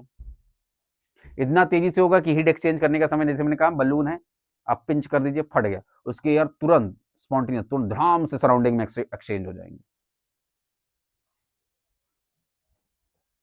आई बच्चे बात समझ में, वही लिखा है and compression of a perfect gas in a cylinder made up of perfect insulating wall, मतलब हम किसी गैस का कंप्रेशन और एक्सपेंशन ऐसे वॉल में करें जो नॉन कंडक्टिंग वॉल हो। कैसा हो बच्चे, जो नॉन कंडक्टिंग वॉल हो, पिस्टन लगा के हम इसको कंप्रेस कर रहे हैं और एक्सपैंड करा रहे हैं। ये एक सिलेंडरिक, ये एक कंटेनर है, इसमें पिस्टन लगा के हम इसको क्या कर रहे हैं, गैस भरे हैं जो परफेक्ट गैस है, परफेक्ट मतलब वही आइडियल गैस समझिएगा, उसको हम कंप्रेस या एक्सपैंड करा रहे हैं। और ये कब और कैसा पॉसिबल होगा, इसका वॉल अगर हमने लिया एडियाबेटिक या नॉन कंडक्टिंग वॉल, तो एक्सचेंज नहीं होगा एनर्जी सराउंडिंग के साथ। आई बात समझ में, क्लियर है। तो ये हो जाएगा आपका एडियाबेटिक प्रोसेस। तो याद रखिएगा एडियाबेटिक प्रोसेस में डेल्टा क्यू जीरो होता है, मतलब चेंज इन हीट एनर्जी आपका जीरो होगा। जो डेल्टा यू होगा, इंटरनल एनर्जी होगा, वो माइनस डेल्टा डब्ल्यू के बराबर होगा, ये ठीक है। The change in the internal energy of the system is equal to the work done on the system. Adiabatic process में सिस्टम पे जितना काम किया जाएगा, सिस्टम का जो इंटरनल एनर्जी होगा, अरे भैया जो इसके मॉलिक्यूल्स होंगे उसकी खुद की भी तो अपनी एक एनर्जी होती है, हर एक मैटर की मॉलिक्यूल की खुद की अपनी एक एनर्जी होती है, जिसको इंटरनल एनर्जी कहते हैं, यहां यू से डिनोट किया जाता है इंटरनल एनर्जी। तो याद रखिएगा बच्चे, एडियाबेटिक प्रोसेस में डेल्टा क्यू बराबर जीरो होता है, और जो चेंज इन इंटरनल एनर्जी आएगा वो वर्क डन के बराबर होगा। जितना आप सिस्टम पे वर्क डन करेंगे उतना उसका इंटरनल एनर्जी चेंज होगा। आई बात समझ में, ये रिलेशन आपको याद रखना है। माइनस साइन क्या होता है ये पहले बताया जा चुका, आप कहेंगे सर डेल्टा यू बराबर, तो ये समझ में आ गया, ये चेंज इन इंटरनल एनर्जी है, ये वर्क डन, तो माइनस क्यों लिए, पहले ही स्टार्टिंग लेक्चर में बताया हूं कि जब work done on the system होगा तो वर्क डन को नेगेटिव लेते हैं, समझ गए ना। When the gas is compress work done is on the system, जब कंप्रेशन करेंगे तो work done on the system होगा, ये पहले ही बताया जा चुका है। जब एक्सपेंशन होगा तो work done by the system होगा। When the gas expand, work is done by the system. It is taken as positive and delta U becomes negative. और याद रखिएगा इसी को उल्टा, अगर गैस एक्सपैंड कर रहा है तो work done by the system है, तो work done by the system में ये नेगेटिव हो जाता है, ये पॉजिटिव हो जाता है। समझिए इस बात को, जब work done on the system होगा तो ये नेगेटिव ये पॉजिटिव, जब work done by the system होगा, जब एक्सपैंड करेगा गैस तो work done by the system है वो, जब कंप्रेस करेगा गैस तो work done on the system है। तो थोड़ा समझिए कब किसको पॉजिटिव और नेगेटिव लेना है, समझ में आ रही बात। तो याद रखिएगा जब भी सिस्टम काम करेगा, work done by the system है, तो इंटरनल एनर्जी घटेगा, क्योंकि वही इंटरनल एनर्जी इस्तेमाल करके एक्सपैंड कर रहा है गैस, वर्क डन कर रहा है। कुकर सीटी बजाएगा तो उसके इंटरनल एनर्जी घट गई, क्योंकि वो work done by the system है। आप कुकर को हीट दे रहे हैं, प्रेशर कुकर को, तो आप work done on the system कर रहे हैं, तो उसकी इंटरनल एनर्जी बढ़ेगी। तो work done on the system delta U positive, और work done delta W negative. Work done by the system delta U is negative and delta W is work done is क्या हो जाएगा बच्चे, positive. थोड़ा समझिए please, ठीक है, समझ में आ रही बात, क्योंकि नहीं इसी में फंस के रह जाएंगे पॉजिटिव नेगेटिव में। अब आता है आइसोबैरिक प्रोसेस। ये क्या होता है, आइसोबैरिक प्रोसेस वो प्रोसेस होता है बच्चे जिसमें प्रेशर को कांस्टेंट रखते हैं, ऐसा थर्मोडायनेमिक प्रोसेस जिसमें प्रेशर क्या रहता है, कांस्टेंट रहता है। वही लिखा है thermodynamic process that occurs at constant pressure is an isobaric process, जिसमें प्रेशर कांस्टेंट हो, ठीक है। जैसे हम किसी वाटर को हीट कर रहे हैं एटमॉस्फेरिक प्रेशर में, याद रखिएगा इस प्रोसेस को generally open container, open system में किया जाता है। जैसे आप एक कंटेनर में वाटर लेकर हीट कर रहे हैं, लेकिन ओपन पतीला है, वो ओपन है, तो आप जैसे जैसे हीट कर रहे होंगे वो इन्वायरमेंट के साथ शेयर कर दे रहा है। भैया अगर एक एग्जांपल दूं, प्रेशर कुकर और कढ़ाई में आप खाना बना रहे हैं, दोनों में अंतर क्या? प्रेशर कुकर में खाना पक जल्दी क्यों जाता है? तो आप यही बोलते हैं सर प्रेशर कुकर में प्रेशर बढ़ने से बॉइलिंग पॉइंट बढ़ जाता है, यही है ना? तो भैया प्रेशर कुकर का प्रेशर बढ़ गया तो जल्दी बन जाता है खाना। कैसे बढ़ा? क्योंकि क्लोज सिस्टम है तो आप हीट कर रहे हैं तो क्या हो रहा है? प्रेशर बढ़ जा रहा है। ओपन सिस्टम है तो प्रेशर क्या रहता है? गैसेस जो है जैसे आप हीट दे रहे हैं सराउंडिंग के साथ एक्सचेंज हो जा रहा है तो प्रेशर उसका कांस्टेंट रह रहा है, प्रेशर में कोई चीज नहीं, एटमॉस्फेरिक प्रेशर के बराबर है। तो समझ गए? अब आइसोबैरिक प्रोसेस वो होता है जिसका प्रेशर कांस्टेंट हो, जैसे इसमें एग्जांपल है heating of water under atmospheric pressure. Open पतीले में आप किसी वाटर को हीट कर रहे हैं तो उसका प्रेशर कोई चेंज नहीं होता, उसका प्रेशर एटमॉस्फेरिक प्रेशर के ही बराबर होता है। आइसोकोरिक प्रोसेस क्या होता है? जिसमें वॉल्यूम कांस्टेंट रहता है बच्चे। ऐसा थर्मोडायनेमिक प्रोसेस जिसमें क्या? वॉल्यूम। तो ऐसे ही आपको याद रखना, isochoric volume constant, isobaric pressure constant, isothermal temperature constant. आई बात समझ में? क्लियर है? क्लियर है। एडियाबेटिक जिसमें क्या रहे बच्चे? No exchange of heat energy हो, कोई भी एक्सचेंज ऑफ हीट एनर्जी ना हो। समझ में आ रही बात? ठीक है, चलिए फॉर एग्जांपल इसका heating of gas in a vessel of constant volume, ये क्लोज सिस्टम होगा। अरे बच्चे जब क्लोज सिस्टम होगा तभी तो मास नहीं ट्रांसफर होगा। एक क्लोज कंटेनर में आप हीट कर रहे हैं किसी गैस को तो वॉल्यूम क्या रहेगा? एक फिक्स वॉल्यूम का अगर वो कंटेनर है तो वॉल्यूम अब उससे ज्यादा तो हो नहीं सकती गैस की, क्योंकि क्लोज कंटेनर है। तो याद रखिएगा, तो वही लिखा for example heating of a gas in a vessel of constant volume is isochoric process. Volume तो चेंज हो नहीं जाएगा, एक क्लोज कंटेनर ऑफ गैस को हीट कर रहे हैं, उसका वॉल्यूम कांस्टेंट है, अब उससे ज्यादा वॉल्यूम तो हो नहीं जाएगा गैस का, तो वॉल्यूम कांस्टेंट ही है। ठीक है, और याद रखिएगा जब भी वॉल्यूम कांस्टेंट होगा तो वर्क डन क्या हो जाएगा? जीरो, क्योंकि delta W equal to P into delta V होता है। मैं ये कह रहा हूं चेंज वॉल्यूम कांस्टेंट है मतलब डेल्टा वी बराबर जीरो है। अरे वॉल्यूम कांस्टेंट का मतलब चेंज इन वॉल्यूम जीरो हुआ।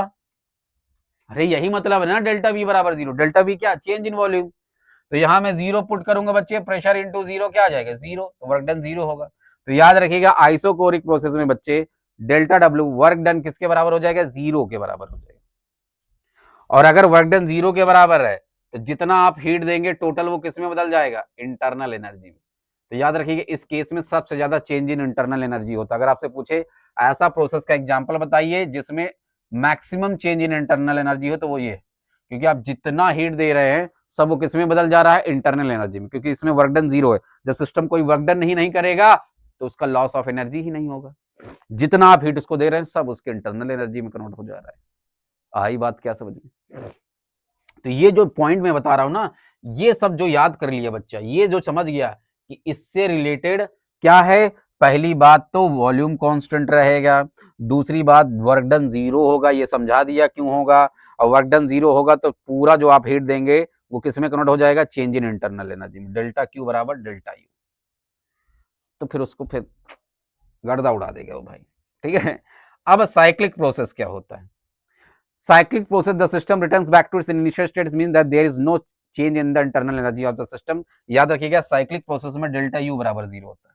कैसे समझा दे रहा हूं, साइक्लिक और रिवर्सिबल प्रोसेस में बहुत बच्चे कंफ्यूज रहते हैं, थोड़ा मैं इसको डिटेल में समझाता हूं, समझिएगा। रिवर्सिबल प्रोसेस का मतलब आप ए से बी गए बच्चे और बी से ए आ गए, ये है रिवर्सिबल। साइक्लिक प्रोसेस में क्या हो गया? आप ए से बी गए, बी से सी गए, सी से डी गए और डी से ए पे आ रहे हैं, मतलब एक कहीं दो तीन कन्वर्जन करने के बाद घूम के आए, इसको साइक्लिक प्रोसेस कहते हैं। दोनों में ये अंतर होता है, बहुत बच्चे कंफ्यूज हो रहते हैं।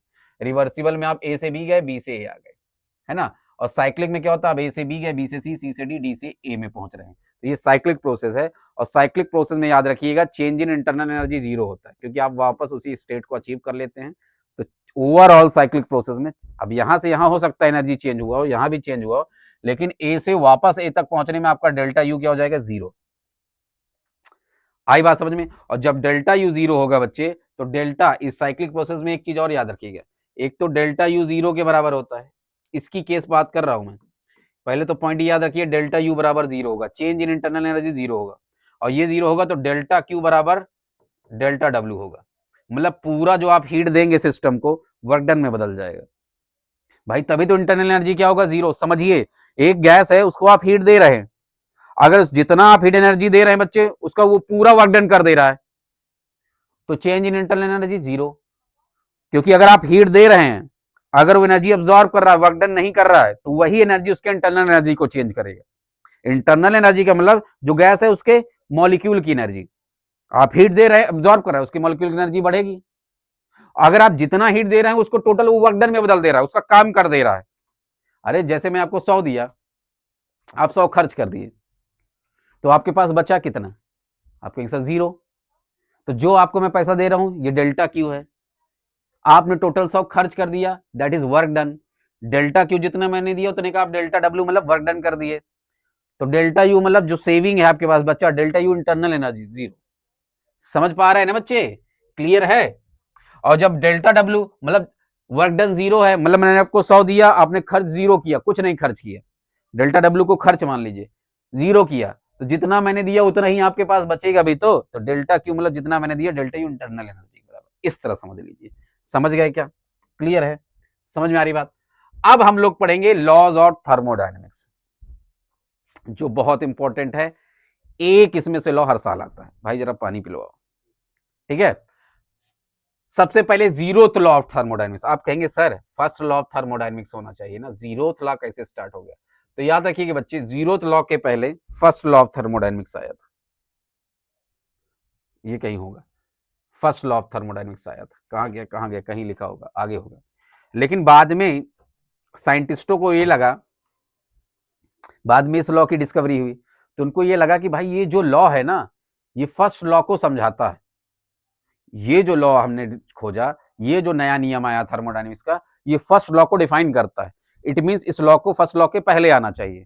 तो अब वन तो फर्स्ट लॉ तो पहले ही थर्मोडायनेमिक्स का आ गया, तो फर्स्ट के पहले क्या होगा? 0, तो इसलिए इसको नाम दे दिया गया जीरो लॉ ऑफ थर्मोडायनेमिक्स। तो थोड़ी सी कहानी थी इसके पीछे, समझ में आ रही बात? जीरो लॉ ऑफ थर्मोडायनेमिक्स क्या कहता है? Let us consider three metal block A, B, C. Suppose block A is in thermal equilibrium with block B. Further, suppose that block A is also thermal equilibrium with block C. समझते हैं? हाँ, यहाँ मैं बना देता हूँ, ध्यान से देखते हैं। इसको मैं थोड़ा डिटेल में समझा देता हूँ। ये नीचे यहाँ का दिखता है ना? चलिए, यहाँ जो आपके बुक में कहा है वो कहा है, मान लेते हैं 3 ब्लॉक है। मैं ये ब्लॉक मान लेता हूँ ए, ये मैं मान लेता हूँ बी, ये मैं मान लेता हूँ सी। अब यहाँ ये बोला जा रहा है बच्चे, अब यहाँ ये बोला जा रहा है कि हम मान लेते हैं 3 ब्लॉक, मेटल के ब्लॉक हैं A B C. Suppose block is equilibrium with block B. जो ए ब्लॉक है वो बी के साथ इक्विलिब्रियम में। चलिए, जो ए ब्लॉक है वो बी के साथ इक्विलिब्रियम में। इक्विलिब्रियम का मतलब आप समझते हैं, दोनों के बीच का जो टेम्परेचर वो सब कुछ है वो सेम है।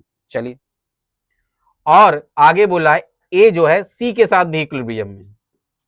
बहुत बढ़िया, ए जो है बच्चे वो सी के साथ भी इक्विलिब्रियम में। तो जब ए बी के साथ इक्विलिब्रियम में है, जब ए बी के साथ इक्विलिब्रियम में है और ए सी के साथ भी इक्विलिब्रियम में है, तो जाहिर सी बात है जो ए होगा, सॉरी जो बी और सी होंगे, ये भी आपस में क्या हो जाएंगे? इक्विलिब्रियम में हो जाएंगे। आई बात समझ में? यही कहता है ये फर्स्ट लॉ।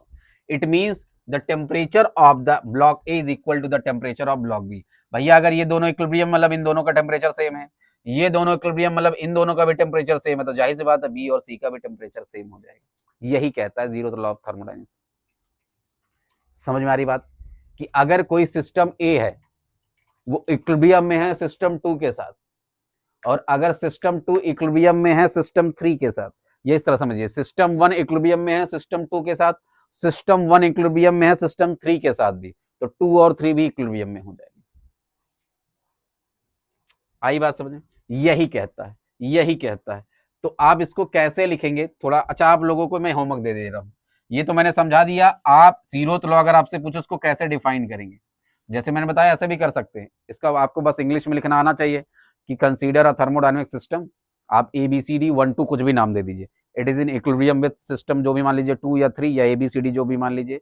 फिर इस तरह समझा दीजिए कि अगर ए बी के साथ इक्विलिब्रियम में है और ए सी के साथ भी इक्विलिब्रियम में है, तो जीरोथ लॉ ऑफ थर्मोडायनेमिक्स ये कहता है कि भैया बी और सी भी आपस में इक्विलिब्रियम में होंगे। बताइए समझ में आया कि नहीं? क्लियर है? क्लियर है, आगे बढ़ जाए। चलिए, अब इंटरनल एनर्जी किसी सिस्टम का क्या होता है थोड़ा ये समझते हैं। What do you understand by internal energy of the system? खैर अभी तक मैं बताया, लेकिन मैं फिर से बता देता हूँ। Have you ever thought that about the energy which is release when water freezes into ice? हाँ, समझते हैं। आपके सामने कोई भी सिस्टम दिख रहा है बच्चे, चाहे वो बॉटल हो, इस बॉटल के अंदर पानी भरा हो, भाई कांच के ग्लास में लाते पानी, उसमें से ला देख रहे हो। चलिए, जैसे इस बॉटल में पानी भरा हुआ है, कुछ भी मान लो आपका, तो इसके अंदर जो पानी का मॉलिक्यूल, उसकी खुद की अपनी एक एनर्जी होगी, चाहे कम हो चाहे ज्यादा, एनर्जी होगी होगी होगी होगी कि नहीं होगी? आप कहेंगे बिल्कुल होगी।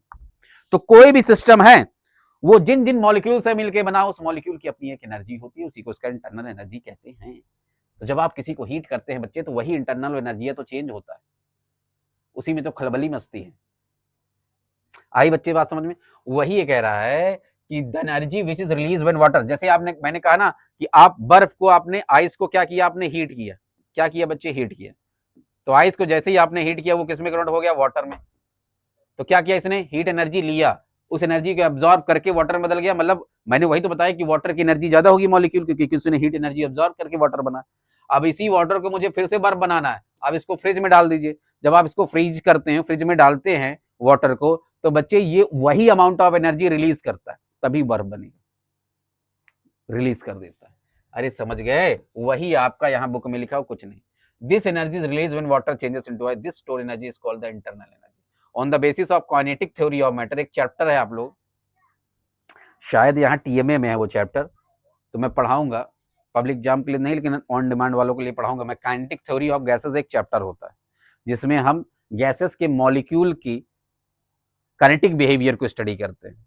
वहां सब पढ़ाया जाता है, कैसे होगा, डिग्री ऑफ मोशन क्या होगा, ये सब पढ़ाया जाता है, एनर्जी क्या होगा, डिटेल में पढ़ाया जाता है। ठीक है?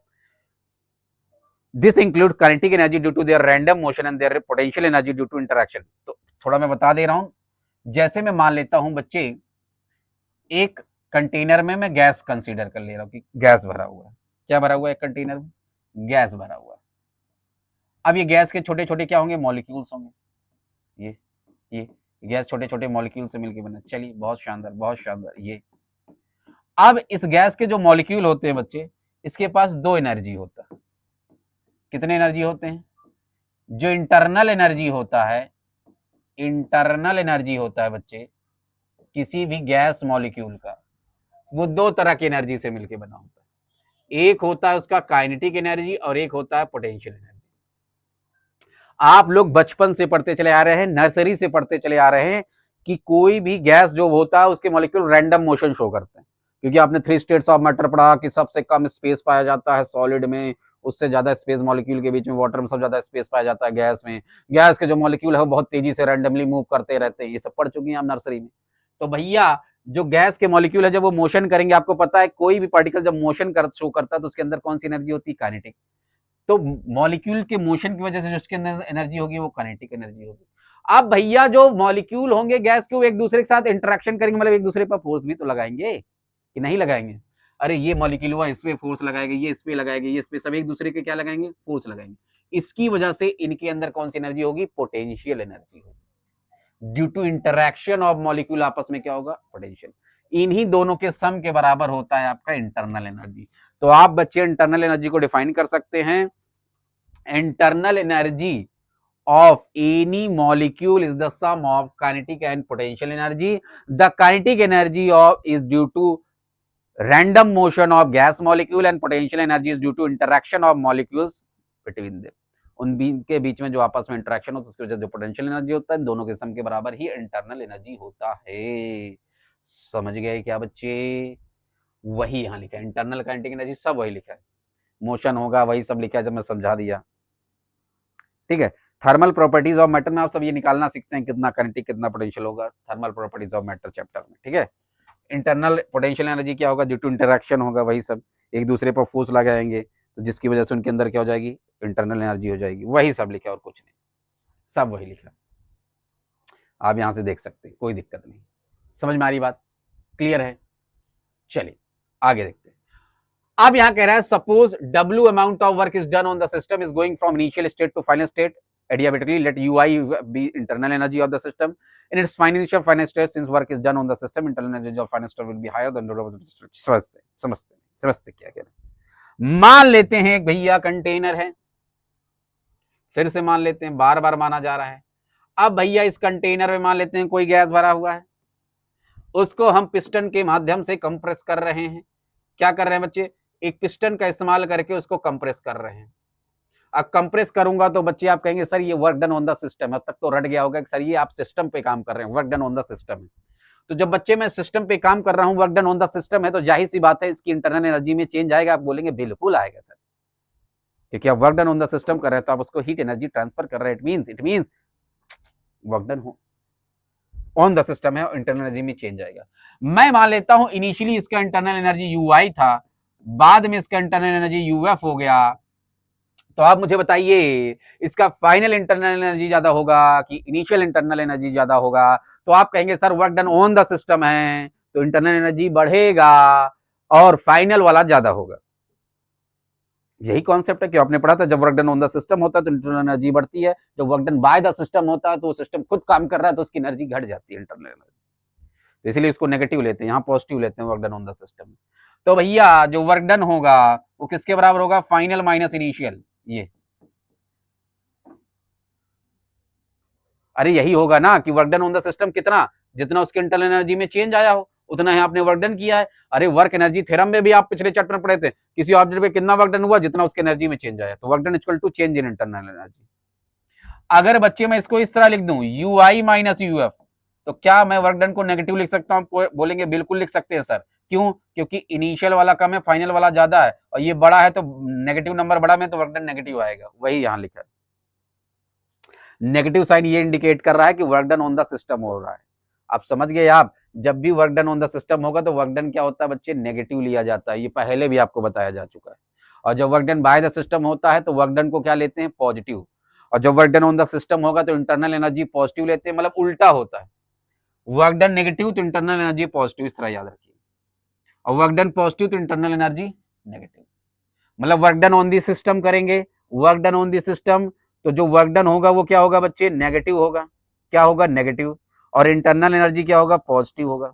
और जब work done by the system होगा तो इंटरनल एनर्जी नेगेटिव होगा और भैया डेल्टा डब्ल्यू आपका वर्क डन पॉजिटिव होगा। थोड़ा ये आपको समझना है बच्चे, उम्मीद है इतना आप सब समझ पा रहे होंगे।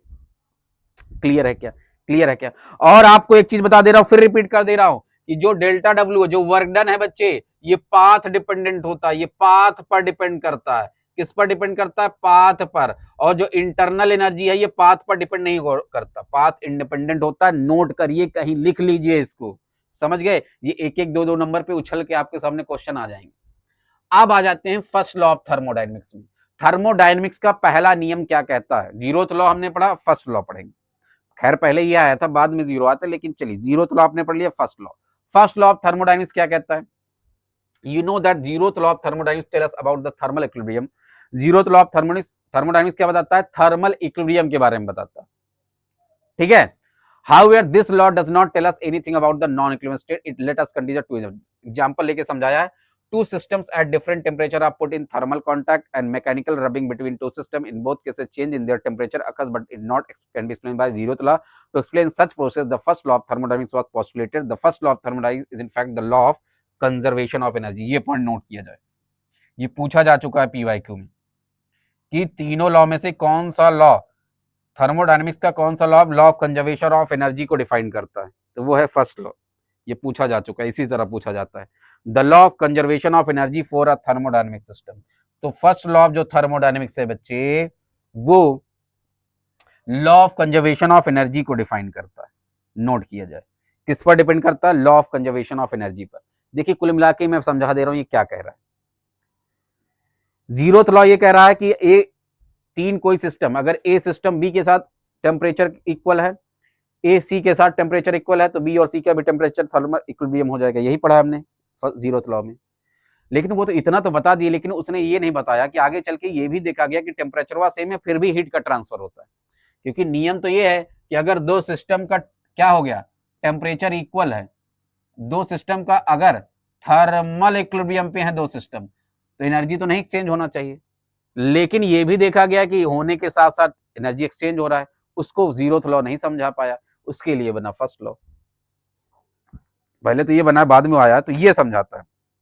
तो first law of thermodynamics, in fact the law of conservation of energy for a thermodynamics, it states that change in internal energy of a system during a thermodynamic process is equal to the sum of the heat given to it and the work done on it. अब first law of thermodynamics कुल मिला के formula बताता है, ये भी सुन लीजिए।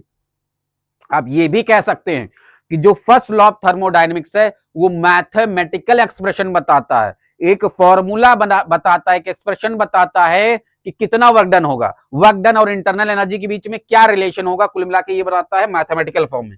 वही यहां कह रहा है, क्या कह रहा है, ये आपको पूरा यहां से यहां तक नोट करना है, नोट का हिस्सा रहेगा zero first law of thermodynamics heading डाल के। It states that change in internal energy of a system during a thermodynamic process is equal to the sum of the heat given to it and the work done on it. जो change in internal energy होगा वो delta W plus delta Q के बराबर होगा, बात खत्म। ये relation इससे आया। तो एक तरह से ये मैथमेटिकल एक्सप्रेशन दे रहा है कि जो किसी थर्मोडायनेमिक सिस्टम के इंटरनल एनर्जी में चेंज आएगा वो वर्क डन और हीट एनर्जी उसको सप्लाई के सम के बराबर होगा, वही तो लिखा है, equal to the sum of the heat given to it and the work done on it. बात खत्म। इस फॉर्मूले के, इस रिलेशन को शानदार तरीके से याद रखिएगा बच्चे। जो पिछुआ भी हम लोग कर रहे थे ना कि इसको जीरो मान लेते थे, इसके बराबर आ जाता, तो वो इसी फॉर्मूले से आ रहा था। अरे यहां भी आपको समझा रहा था ना जब टाइप्स ऑफ प्रोसेसेस पढ़ा रहा था, कहां गया ये सब, तो जो ये मान लेते थे वो उसी फॉर्मूले में रख के आता था। देखिए ना, डेल्टा यू जीरो मान लीजिए, तो डेल्टा यू जब जीरो आप मानेंगे बच्चे, कहाँ गया, डेल्टा यू यहाँ जीरो मान लेंगे तो ये डेल्टा डब्ल्यू इसके बराबर नहीं आ जाएगा, उधर नेगेटिव चला जाएगा। इसको जीरो मान लेंगे डेल्टा क्यू, तो ये इसके बराबर, इसको जीरो मान लेंगे डेल्टा यू, डेल्टा क्यू के बराबर आ जाएगा। तो इसी रिलेशन से वहां बताया जा रहा था। वेरी इंपॉर्टेंट फॉर्मूला है भैया, ये तो सोते उठते बैठते याद करिए, कोई दिक्कत नहीं। तो वही यहाँ कह रहा है, ये रिलेशन कि suppose that delta Q amount of heat is given to the system and minus delta, अच्छा ये तो मैं प्लस में बताया हूं, आप साइन नेगेटिव लेंगे, आप ये नहीं समझ लीजिएगा सर आप तो ये बताइए यहाँ तो माइनस लिखा है तो घबराइएगा नहीं, आपको ये पता होना चाहिए कब क्या पॉजिटिव कब क्या नेगेटिव लेना है, ये सब बता चुके हैं। अगर work done on the system है, work done on the system है तो डेल्टा डब्ल्यू नेगेटिव होगा, work done by the system है तो डेल्टा डब्ल्यू पॉजिटिव होगा, work done on the system है तो डेल्टा यू पॉजिटिव होगा, work done by the system है तो डेल्टा यू नेगेटिव होगा। अब इतना तो आपको आना चाहिए माय फ्रेंड, समझ गए, है ना, सीरियस नहीं हो जाइएगा कि नेगेटिव कैसे आ गया। आप ई याद करिए, ई वाला फॉर्मूला और प्लस माइनस अपने हिसाब से वो लिख लीजिए, कहीं नोट्स बना लीजिए। अब तक मैं 5 बार बोल चुका हूँ प्लस माइनस कहाँ होगा, तो अब तक आपको याद हो जाना चाहिए।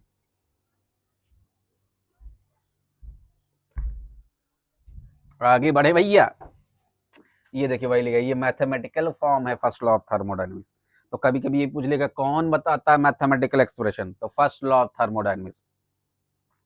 ये सब एसआई यूनिट में होंगे, सब अपने अपने एसआई यूनिट में, जूल में, जूलवा में, अरे सब में जूल है, इंटरनल एनर्जी है, हीट है, वर्क डन है, सबका जूल है तो होगा कि कुछ और होगा। समझ गए, आगे बढ़े क्या, ये सब साइन कन्वेंशन है, ये मैं बता चुका हूँ, वही चीज यहाँ लिखा है, कब कौन पॉजिटिव होगा कब कौन नेगेटिव होगा, ये आपका काम है। ये मुझे कुछ समझाना इसमें नहीं, सब बता चुका, अभी तक वही चिल्ला के बता रहा था। केवल इसमें लिखा है कब कौन पॉजिटिव लेना कब कौन नेगेटिव लेना, केवल इसमें यही लेना है कि कब कौन पॉजिटिव लेना कब कौन नेगेटिव लेना, सब वही लिखा है, सब वही लिखा जो अभी तक मैं बता रहा हूँ। ये कुल मिला के बहुत इंपॉर्टेंट, ये साइन कन्वेंशन के लिए, कब कौन सा साइन पॉजिटिव कब कौन सा साइन नेगेटिव लेना, वही भरा पड़ा है। इसका स्क्रीनशॉट ले लीजिए भैया और इसको 2-4 बार पढ़िए, आपको याद हो जाना चाहिए कब किसको पॉजिटिव नेगेटिव लेना। चलिए स्क्रीनशॉट लीजिए, झमाझम सब वही लिखा। अब आपसे पूछेगा लिमिटेशन क्या है फर्स्ट लॉ ऑफ थर्मोडायनेमिक्स, बहुत शानदार, ये भी आपका हिस्सा रहेगा नोट्स का। Limitation of first law of thermodynamics, the first law of thermodynamics asserts the equivalence of heat and other form of energy. This equivalence make the world around us work. The electrical energy that lights our house, operates machine and runs trains originate in heat released in burning law of process chemical reactions। ठीक है, ये सब तो बता दिया कि जो first law of thermodynamics ये तो बता रहा है कि भैया जितना आप हीट सप्लाई करेंगे वो work done plus change in internal energy के बराबर होगा। फर्स्ट लॉ ऑफ थर्मोडायनेमिक्स ये बताता है हमारे आसपास जो भी चीजें घटनाएं हो रही हैं, चाहे आप कोई फ्यूल बर्न कर रहे हैं, ट्रेन चल रहा है, निपोरा 14 गाड़ी चल रहा है, सब क्या है, इसी प्रिंसिपल पे काम कर रहे हैं। लेकिन कुछ चीजों को फर्स्ट लॉ ऑफ थर्मोडायनेमिक्स नहीं समझा पा रहा है, वो क्या है देखते हैं। You know that heat always flow from hot to bot. अब प्रश्न ये आया कि जो हीट फ्लो करता है बच्चे वो hot body to cold body flow करता है, लेकिन ये भी देखा गया कि कोल्ड से हॉट भी में तो फ्लो करा सकते हैं, उसको ये नहीं समझा पाया। But first law of thermodynamics does not prohibit flow of heat from cold body to hot body. ये मैं पहले ही बता चुका था कि नेचुरली हीट किधर से किधर फ्लो करता है, हॉटर बॉडी से कोल्डर बॉडी। लेकिन हम अपने आसपास ऐसे भी डिवाइसेस देख रहे हैं जो हीट को फ्लो कराते हैं बच्चे, कहां से कहां, colder body to hotter body. AC, fridge, ये सब इसी प्रिंसिपल पे काम कर रहे हैं।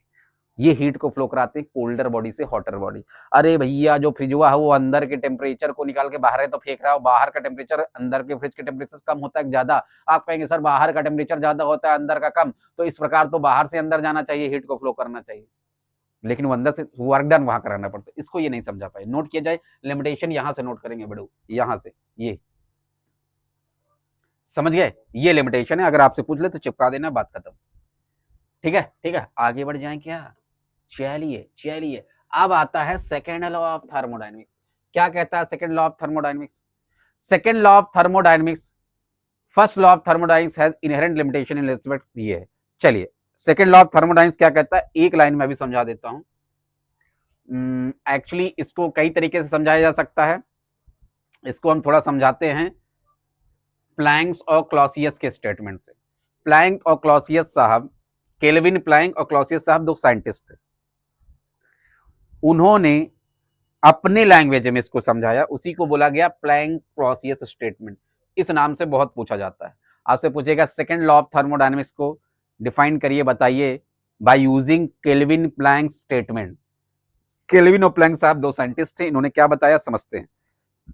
केल्विन प्लैंक स्टेटमेंट ये कहता है बच्चे, यहां से आप लेंगे नोट्स का हिस्सा, ये चलेगा, the Kelvin Planck statement is based on the experience about the performance of heat engine. बच्चे केल्विन और प्लैंक साहब ने सेकेंड लॉ ऑफ थर्मोडायनेमिक्स को हीट इंजन को देखकर समझकर बनाया था। अब आप कहेंगे बहुत बढ़िया, हीट इंजन क्या होता है? हीट इंजन एक इंजन होता है, तो आप कहेंगे बहुत बढ़िया, ये बात आपने बताई कि हीट इंजन क्या होता है, एक इंजन होता है।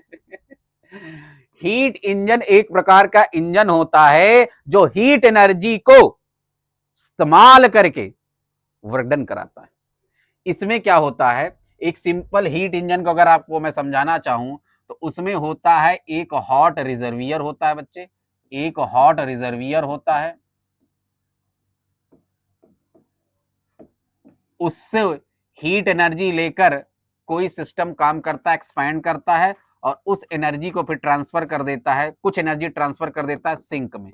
सिंक को कोल्ड रिजर्वियर भी कहते हैं। इसका एग्जांपल देता हूं, इस तरह इसको समझना आसान नहीं होता। इसका बेस्ट एग्जांपल है हीट इंजन का, जितने भी आपके कार ऑटोमोबाइल के इंजन है वो हीट इंजन का ही एक एग्जांपल है। एक्चुअली इसको बनाया गया था साडी कार्नोट द्वारा, एक फ्रेंच फिजिसिस्ट थे जिनका नाम था साडी कार्नोट। क्या नाम था बच्चे? साडी कार्नोट। उन्होंने सबसे पहले कार्नोट इंजन बनाया था। क्या नाम पड़ा था? उन्होंने जो एक इंजन बनाया था कार्नोट इंजन। जो कार्नोट इंजन है वो एक तरह का हीट इंजन ही है, और जो कार्नोट इंजन होता है वो कार्नोट साइकिल पर डिपेंड करता है, वो भी मैं पढ़ाऊंगा आगे है। साडी कार्नोट एक फ्रेंच फिजिसिस्ट थे, उन्होंने एक इंजन बनाया, दैट इज कार्नोट इंजन, और ये एक थ्योरेटिकल इंजन था, मतलब सच में नहीं बनाया जा सकता इस इंजन को, याद रखिएगा, कभी कभी पूछ लेता है।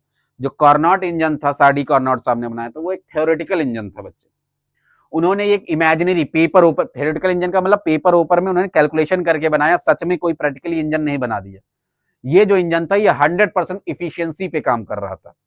100% इफिशियंसी का मतलब साडी कार्नोट साहब ने जो ये कार्नोट इंजन बनाया, एक तरह का एग्जांपल है हीट इंजन का। उन्होंने ये माना, अपने कार्नोट इंजन के माध्यम से ये समझाना चाहा कि जितना हीट एनर्जी हम देंगे वो टोटल किस में कन्वर्ट हो जाएगा? वर्क डन में। कोई भी लॉस ऑफ हीट एनर्जी नहीं होगा, और ये पॉसिबल ही नहीं। अरे कॉमन सेंस की बात है बच्चे, अगर मैं एक कार इंजन का एग्जांपल लो, तो कार इंजन में आप गैसोलीन, डीजल, पेट्रोल, कुछ भी मानिए, गैसोलीन, डीजल, पेट्रोल, फ्यूल जो भी डाल रहे हैं, वो क्या करता है? बर्न करता है। वो फ्यूल बर्न किया तो बर्न करके एक्सपैंड करेगा, तो हीट एनर्जी दे रहा है। उस हीट एनर्जी को लेके इंजन के पिस्टन काम करते हैं, एक्सपैंड करते हैं, वर्क डन कराते हैं। तो क्या जितना हीट एनर्जी वो गैसोलीन बर्न करने के बाद कार इंजन में दे रहा है, उसका पूरा वर्क डन करा दे रहा है क्या इंजन? क्या कुछ लॉस नहीं हो रहा है एनर्जी का? आप कहेंगे नहीं सर, कुछ ना कुछ लॉस होगा। कुछ हीट जो एग्जॉस्ट होता है, कुछ हीट जो कार के अरे जहां से धुआं निकल, साइलेंसर होता है उससे बाहर जाएगा, वो एक तरह का सिंक का काम कर रहा है, वो इंजन से हीट को बाहर निकला जाता है, उसी को सिंक बोलते हैं, यहाँ भी वर्ड आएगा बार बार सिंक। कुछ अमाउंट ऑफ हीट एनर्जी क्या होता है, एक हॉट रिजर्वियर है, रिजर्वियर में क्या होता है, एक वर्किंग सब्सटेंस होता है, वर्किंग सब्सटेंस कुछ भी हो सकता है, वाटर हो सकता है, वाटर को हम बॉइल करा के गैस बनेगा, एक्सपेंड कराएंगे उससे काम कराएंगे, या कोई ऑयल हो सकता है, जैसे यहाँ गैसोलीन है, डीजल है, पेट्रोल है, यही बर्न करता है, जब इसको हम हीट देते हैं बर्न करता है तो एक्सपैंड करेगा, एक्सपैंड करेगा तो वर्क डन कराएगा।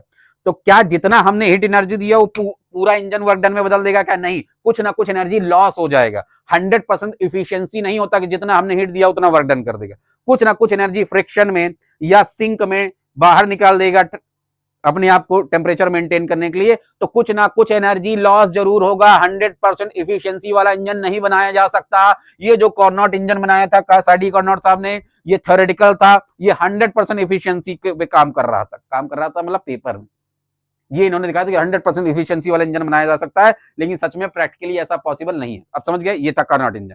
तो हीट इंजन एक कार्नोट इंजन का ही अपग्रेडेड वर्जन है, उसी से बना है, कह सकते हैं हीट इंजन। जितने भी आपके कार के इंजन है ये सब हीट इंजन है। तो वही यहां कह रहा है, सेकंड लॉ ऑफ थर्मोडायनेमिक्स यही कहता है बच्चे, वही द वर्किंग सब्सटेंस। अब वर्किंग सब्सटेंस क्या होता है, जैसे मैंने बताया ना कि कोई कंटेनर होगा उसको आप हीट देंगे, जैसे यहाँ गैसोलीन है या पानी भी है, तो जो जिसको आप हीट दे रहे हैं, जो एक्चुअली एक्सपैंड करता है हीट को गेन कर वो वर्किंग सब्सटेंस कहलाता है। वर्किंग सब्सटेंस पानी हो सकता है, वर्किंग सब्सटेंस कोई गैस हो सकता है, वर्किंग सब्सटेंस कोई ऑयल हो सकता है, कुछ भी जो हीट लेके एक्सपैंड करेगा। समझ गए, समझ में आ रही बात, क्लियर है। तो वही यहां कैसे कह रहा है, second law of thermodynamics, there is no engine which convert the whole heat into work and without rejecting some heat into the sink. This observation let Kelvin and Planck to extend second law of thermodynamics is important for system to absorb heat from a reservoir to fix a temperature and convert it into, वही लिखा है। तो Clausius statement क्या है, ये है second law of thermodynamics based on the performance of a refrigerator, refrigerator is heat engine working, refrigerator भी एक हीट इंजन का एक एग्जांपल है। मतलब कुल मिला के सेकंड लॉ ऑफ थर्मोडायनेमिक्स ये कहता है कि कोई भी इंजन, हीट इंजन 100% इफिशियंसी नहीं देगा, कि वो हीट रिजर्वियर से जितना अमाउंट ऑफ हीट एनर्जी लिया उतना ही वर्क डन करा देगा, नहीं, 100% इफिशियंसी नहीं देगा, कुछ ना कुछ एनर्जी लॉस करेगा, कोल्ड सिंक में डाल दे। कोल्ड सिंक वो रीजन है जहां से कुछ एनर्जी वो ठंडा होने के लिए डाल दे ताकि इंजन का टेम्परेचर वो मेंटेन रहे, नहीं फट जाएगा इंजन।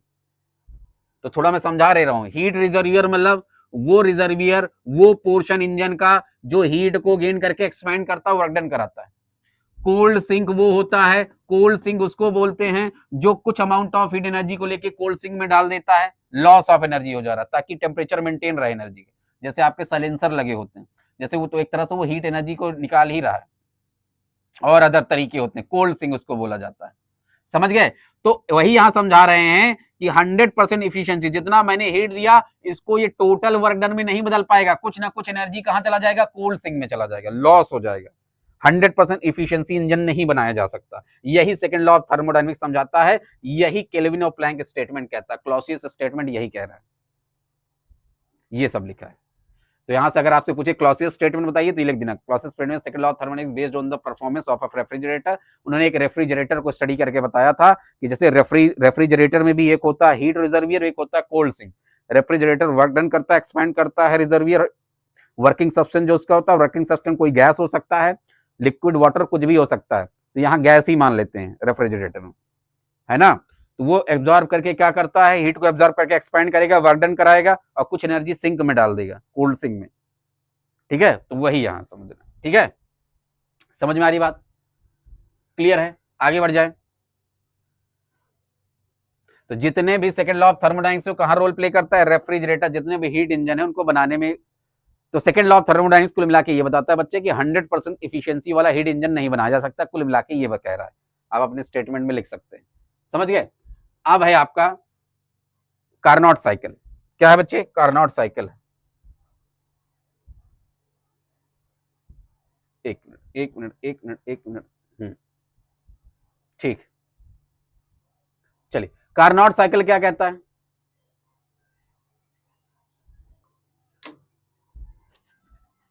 ध्यान से देखते हैं कार्नोट साइकिल क्या कहता है। तो मैंने आपको पहले बताया साडी कार्नोट साहब एक फ्रेंच फिजिसिस्ट थे, उन्होंने एक इमेजिनरी, एक थ्योरेटिकली इंजन बनाया, हीट इंजन बनाया जिसको कार्नोट इंजन कहते हैं। जो किस पर काम करता है, कार्नोट साइकिल के प्रिंसिपल पे। कार्नोट साइकिल होता क्या है, तो कार्नोट साइकिल आपसे कभी पूछा जाए तो ये आपको डायग्राम बना देना, मैं इसको समझा दे रहा हूँ, ठीक है, कि क्या होता है। तो यहाँ ये लिखा है, देखिए, a device which can convert heat into work is called heat engine. ऐसा डिवाइस जो हीट एनर्जी को वर्क डन में बदल दे उसे हीट इंजन कहते हैं। Modern engine which we use in our daily life are based on the principle of heat engine, this may be categorized in 3 type. 3 तरह के स्टीम इंजन होते हैं, वही लिखा है यहाँ, steam, internal combustion engine, gas turbine, ठीक है, ठीक है। और जो मॉडर्न हीट इंजन है वो कार्नोट साइकिल पे ही लगभग काम करता है। कार्नोट साइकिल क्या कहता है, तो थोड़ा समझते हैं। कार्नोट साइकिल ये बताता है कि कोई भी हीट इंजन या कार्नोट इंजन का एक प्रोसेस होता है। क्या प्रोसेस होता है? पहला जो हीट इंजन है वो करता है आइसो, ये बहुत पूछा जाता है, याद रखना, यहां से मार्क करिए, मेन ये है। In Carnot cycle the working substance subjected to operation. समझा रहा हूं, जैसे मैंने कहा हीट इंजन में, हीट इंजन बोलूं तो वो कार्नोट ही इंजन है, कार्नोट इंजन का ही एक एग्जांपल है, एक तरह का हीट इंजन ही है वो। तो हीट इंजन बोली, कार्नोट वही चीज है, ठीक है। तो क्या समझा रहा हूं, मैंने भी बताया कि एक वर्किंग सब्सटेंस होता है, वर्किंग सब्सटेंस गैस, वाटर, कुछ भी हो सकता है, उसको हम हीट देते हैं, वो एक्सपैंड करता है, वर्क डन कराता है। तो मैंने तो बता दिया कि हीट देंगे वर्क डन कराता है, तो तुरंत नहीं हो जाता, इसके बीच में कुछ प्रोसेस होते हैं, उसी को कार्नोट साइकिल प्रोसेस कहते हैं। क्या क्या होता है इस बीच में थोड़ा समझते हैं। जैसे ही हम हीट देते हैं वर्किंग सब्सटेंस के बच्चे, तो पहले वो करता है आइसोथर्मल एक्सपेंशन। पहले वो मान लेते हैं अभी गैस है, वो वर्किंग सब्सटेंस भैया मान लेते हैं गैस है, तो क्या करेगा, आइसोथर्मल एक्सपेंशन करेगा। आइसोथर्मल एक्सपेंशन का मतलब एक्सपैंड कर रहा है, तो कॉमन सेंस की बात है, प्रेशर क्या होगा, घटेगा और वॉल्यूम बढ़ेगा, एक्सपेंशन का यही मतलब होगा। तो पहले उस गैस का प्रेशर घटेगा और वॉल्यूम बढ़ेगा, लेकिन आइसोथर्मल होगा मतलब टेम्परेचर में चेंज नहीं आएगा, टेम्परेचर कांस्टेंट रहेगा। तो पहले वो वर्किंग सब्सटेंस क्या करेगा, जैसे आप हीट देंगे वो आइसोथर्मल एक्सपेंशन करेगा। तो आप तुरंत समझ जाएंगे आइसोथर्मल एक्सपेंशन का मतलब कि भैया इसको अगर आप समझाना चाहें तो क्या होगा, प्रेशर घटेगा, एक्सपैंड कर रहा है मतलब प्रेशर घटेगा और वॉल्यूम बढ़ेगा, एक्सपैंड कर रहा है मतलब प्रेशर घटेगा, वॉल्यूम बढ़ेगा। आइसोथर्मल है मतलब टेम्परेचर कांस्टेंट रहेगा, टेम्परेचर में चेंज नहीं आएगा।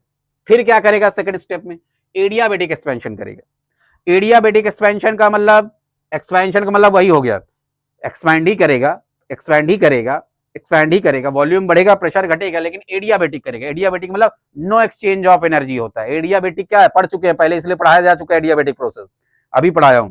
एडियाबेटिक एक्सपेंशन का मतलब एक्सचेंज ऑफ एनर्जी नहीं होगा सराउंडिंग के साथ। फिर आएगा आइसोथर्मल करेगा, थर्ड स्टेप में क्या करेगा, आइसोथर्मल कंप्रेशन।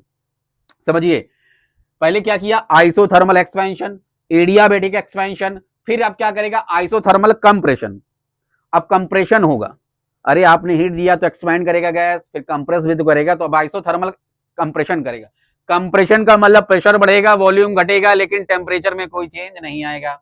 और फिर क्या करेगा, एडियाबेटिक कंप्रेशन करेगा। तो बहुत आसान, आपसे पूछ लेता है कि कैसे काम करेगा वर्किंग सब्सटेंस, कार्नोट साइकिल क्या होता है, तो आपको लिखना है in Carnot cycle the working substance subjected to 4 operation. 4 step, 4 operation होता है। पहले होता है क्या होता है बच्चे, आइसोथर्मल एक्सपेंशन, फिर होता है एडियाबेटिक एक्सपेंशन, फिर होता है आइसोथर्मल कंप्रेशन, फिर एडियाबेटिक कंप्रेशन। बस लिख देना, पूरा नंबर मिलेगा, बवाल मचा दोगे, ठीक है। इसको हम पीवी, अगर आपसे कहते कार्नोट साइकिल को पीवी डायग्राम से समझाइए, किससे समझाइए, पीवी, तो ये है इसका पीवी डायग्राम। कहां गया, कहां गया, कहां गया, कहां गया, ई है, ई है भैया, ये है प्रेशर, ये है प्रेशर, ये है वॉल्यूम। ध्यान से देखिए, ए पॉइंट ये है, यहां से स्टार्ट कर रहे हैं हम खेला, ये एरो बना है प्रेशर P1 है, वॉल्यूम V1 है। तो ध्यान से देखिए, पहले क्या होता है, ये हो रहा है आइसोथर्मल, क्या हो रहा है बच्चे, आइसोथर्मल एक्सपेंशन हो रहा है बेड़ू। ये कैसे पता चला कि आप कहेंगे सर आपको कैसे पता चला एक्सपेंशन हो रहा है, अरे बच्चे प्रेशर घट रहा है, वॉल्यूम बढ़ रहा है, तो एक्सपेंशन आप से रट लो। वॉल्यूम बढ़ रहा है, प्रेशर घट रहा है, और टेम्परेचर कांस्टेंट रहेगा। आइसोथर्मल मतलब टेम्परेचर कांस्टेंट, समझ गए, ए से बी पर पहुंचा। अगला स्टेप क्या होगा, अब आप कहेंगे सर आइसोथर्मल एक्सपेंशन के बाद एडियाबेटिक एक्सपेंशन। एडियाबेटिक अभी भी एक्सपेंशन होगा, फिर देखिए वॉल्यूम बढ़ ही रहा है, अरे बढ़ ही तो रहा है, प्रेशर घट रहा है, घट रहा है प्रेशर। एक्सपेंशन मतलब प्रेशर घटेगा, वॉल्यूम बढ़ेगा। और एडियाबेटिक का मतलब चेंज ऑफ एनर्जी नहीं होगा, एक्सचेंज ऑफ एनर्जी, अभी भी टेम्परेचर क्या है, कांस्टेंट। नेक्स्ट चलते हैं, अब सी से डी आएगा, तो क्या करेगा, आइसोथर्मल एक्सपेंशन करेगा। तो भैया ये मैं लिख दे रहा हूं, ये है एडियाबेटिक एक्सपेंशन, एडियाबेटिक एक्सपेंशन है बच्चे, ये है। आई बात समझ में? क्लियर है? चलिए, ये क्या कर रहा है बच्चे? ये कर रहा है आपका आइसोथर्मल एक्सपेंशन, कंप्रेशन कर रहा है, एक्सपेंशन नहीं। क्या करेगा? कंप्रेशन करेगा। नोट किया जाए, कंप्रेशन में क्या होगा? देखिए प्रेशर बढ़ेगा, प्रेशर बढ़ रहा है, प्रेशर बढ़ रहा है, वॉल्यूम घट रहा है, यही होता है ना कंप्रेशन में। फिर डी से ए क्या करेगा? तो आप बोलेंगे सर एडियाबेटिक। क्या करेगा? एडियाबेटिक, एडियाबेटिक कंप्रेशन करेगा भैया। ये इसी को कार्नोट साइकिल कहते हैं। झमाझम मजा आ जाएगा, देख लीजिए, प्रेशर बढ़ रहा है, वॉल्यूम घट रहा है, बना दीजिए, मजा आ जाएगा। अब इतना तो आप प्रैक्टिस कर ही लेंगे, बना ही लेंगे। बहुत इंपॉर्टेंट है, वेरी इंपॉर्टेंट भैया, लिख लीजिए, बहुत है इंपॉर्टेंट है बेड़ू। ओडी एग्जाम में तो मिलेगा ही, पब्लिक एग्जाम में भी मिलेगा। समझ में आ गई बात? तो अपनी तरफ से मैंने झमाझम आपको समझा दिया है बच्चे, याद रखिएगा। चलिए आगे बढ़ते हैं, आगे बढ़ते हैं। अब इसमें एक इफिशियंसी का फॉर्मूला होता है, वो आप देख लीजिए तो आपका काम हो जाएगा। ये ईटा है आपका इफिशियंसी। क्या है? इफिशियंसी ऑफ कार्नोट इंजन है, efficiency of Carnot engine, Carnot engine की इफिशियंसी। याद रखिएगा 100% इफिशियंसी प्रैक्टिकली पॉसिबल नहीं। अगर आपसे कभी पूछा जाए एन की वैल्यू 100% आ सकती है, एन नहीं, ये ईटा है, सॉरी एन बोल रहा हूँ, ये ईटा है। ये जो साइन बना हुआ है बच्चे, ये ईटा है, इसको ईटा पढ़ते हैं। ईटा क्या है? रिप्रेजेंट करता है इफिशियंसी ऑफ कार्नोट इंजन, जो कि होता है heat converted in work upon heat taken from source. ये आपको गिवन होगा, ये फॉर्मूला होता है। इसको ईटा को ऐसे भी लिखते हैं formula, eta equal to 1 minus H2 upon H1। H2 क्या है यहाँ? H2 है बच्चे हीट कन्वर्टेड टू वर्क, ये, और H1 है हीट टेकन फ्रॉम सोर्स। जो एक्सपैंड कर रहा है वर्किंग सब्सटेंस से कितना हीट एनर्जी लिया गया, उसका कितना हिस्सा वर्क डन किया गया। तो 1 माइनस ये इफिशियंसी निकालने का आपको दिया रहेगा, आपको पूछ लिया जाएगा इसका इफिशियंसी पता करिए इस कार्नोट इंजन का, तो ये फॉर्मूला लगाएंगे आप, ये आपको गिवन रहेगा वहाँ, हीट कन्वर्टेड इनटू वर्क, और ये गिवन रहेगा। इसके मैं न्यूमेरिकल करा दूंगा, टेंशन नहीं लेना। समझ में आ रही बात? क्लियर है क्या? क्लियर है क्या? ये याद रखना, इफिशियंसी, कार्नोट इंजन की इफिशियंसी निकालने का ये फॉर्मूला है बच्चे। उम्मीद है सब लोगों को समझ में आ गया होगा। मैं इसके न्यूमेरिकल कराऊंगा तो बाकी चीजें आपको क्लियर हो जाएगी, कैसे क्या लगाना है, वही सब यहाँ लिखा हुआ है। ठीक है? टेम्परेचर के रिस्पेक्ट में ये हो जाएगा T2 अपॉन T1। अगर टेम्परेचर के रिस्पेक्ट में जानना चाहे तो ये क्या फॉर्मूला है, वो है आपके वर्क डन के रिस्पेक्ट में, ये है टेम्परेचर के रिस्पेक्ट में। समझ में आ रही बात? क्लियर है? अच्छा, एक चीज याद रखना, इफिशियंसी कार्नोट इंजन की वर्किंग सब्सटेंस के नेचर पर डिपेंड नहीं करता कि आप पानी लिए, गैस लिए, क्या उसके नेचर पे, वर्किंग सब्सटेंस आपने क्या लिया उस पर डिपेंड नहीं करता। समझ में आ रही बात? क्लियर है? अगर आपको 100% इफिशियंसी चाहिए तो तभी पॉसिबल है जब T2 0 हो जाए। अगर मैं इसको 0 ले लूं तो ये पूरा 0 हो जाएगा, ईटा 1 के बराबर आ जाएगा, तो ये 100% एफिशिएंसी को शो करता है। तो अगर आपसे कभी पूछा जाए कि भैया 100% एफिशिएंसी कैसे आप ट्रेन करोगे जब T2 0 हो जाए, क्या हो जाए बच्चे? T2 क्या हो जाए? 0 हो जाए। समझ में आ रही बात? क्लियर है? ठीक है? और ये तभी पॉसिबल है जब इंटायर हीट को किस में कन्वर्ट कर दिया गया? वर्क डन में। मतलब change in temperature, internal energy में कोई चेंज नहीं आया, उसके टेम्परेचर में पूरा जितने आपने हीट दिया वर्क डन में कन्वर्ट हो गया, तभी तो 100% एफिशिएंसी आएगा। और प्रैक्टिकली ऐसा पॉसिबल नहीं है, बार बार मैं रिपीट कर रहा हूं। ठीक है? अगर आपसे पूछा जाए Carnot cycle being a reversible cycle is most efficient, no engine can be more efficient than a Carnot engine, वही लिखा है, देखिए ये सब लिखा है। समझ में आ रही बात? तो ये प्रैक्टिकली पॉसिबल नहीं, आपको ध्यान रखना है। तो आपका सेशन यहीं खत्म होता है। पूरे चैप्टर को मैंने एक एक करके डिटेल में पढ़ा दिया, हर एक पॉइंट को मैंने टच किया है बच्चे। उम्मीद है आप लोगों को समझ में आया होगा। एक बार में चैप्टर समझ में आने वाला नहीं है, अगर आपको एक बार में नहीं समझ में आया तो आप दोबारा वीडियो देखिए, चीजों को पॉज कर करके नोट कर करके पढ़िए, तभी ये समझ में आएगा, नहीं तो नहीं आएगा। तो थैंक यू एवरीवन मेरे साथ जुड़ने के लिए। फिर मिलेंगे अगले वीडियो में, तब तक अपना ख्याल रखिए। सभी को बाय बाय।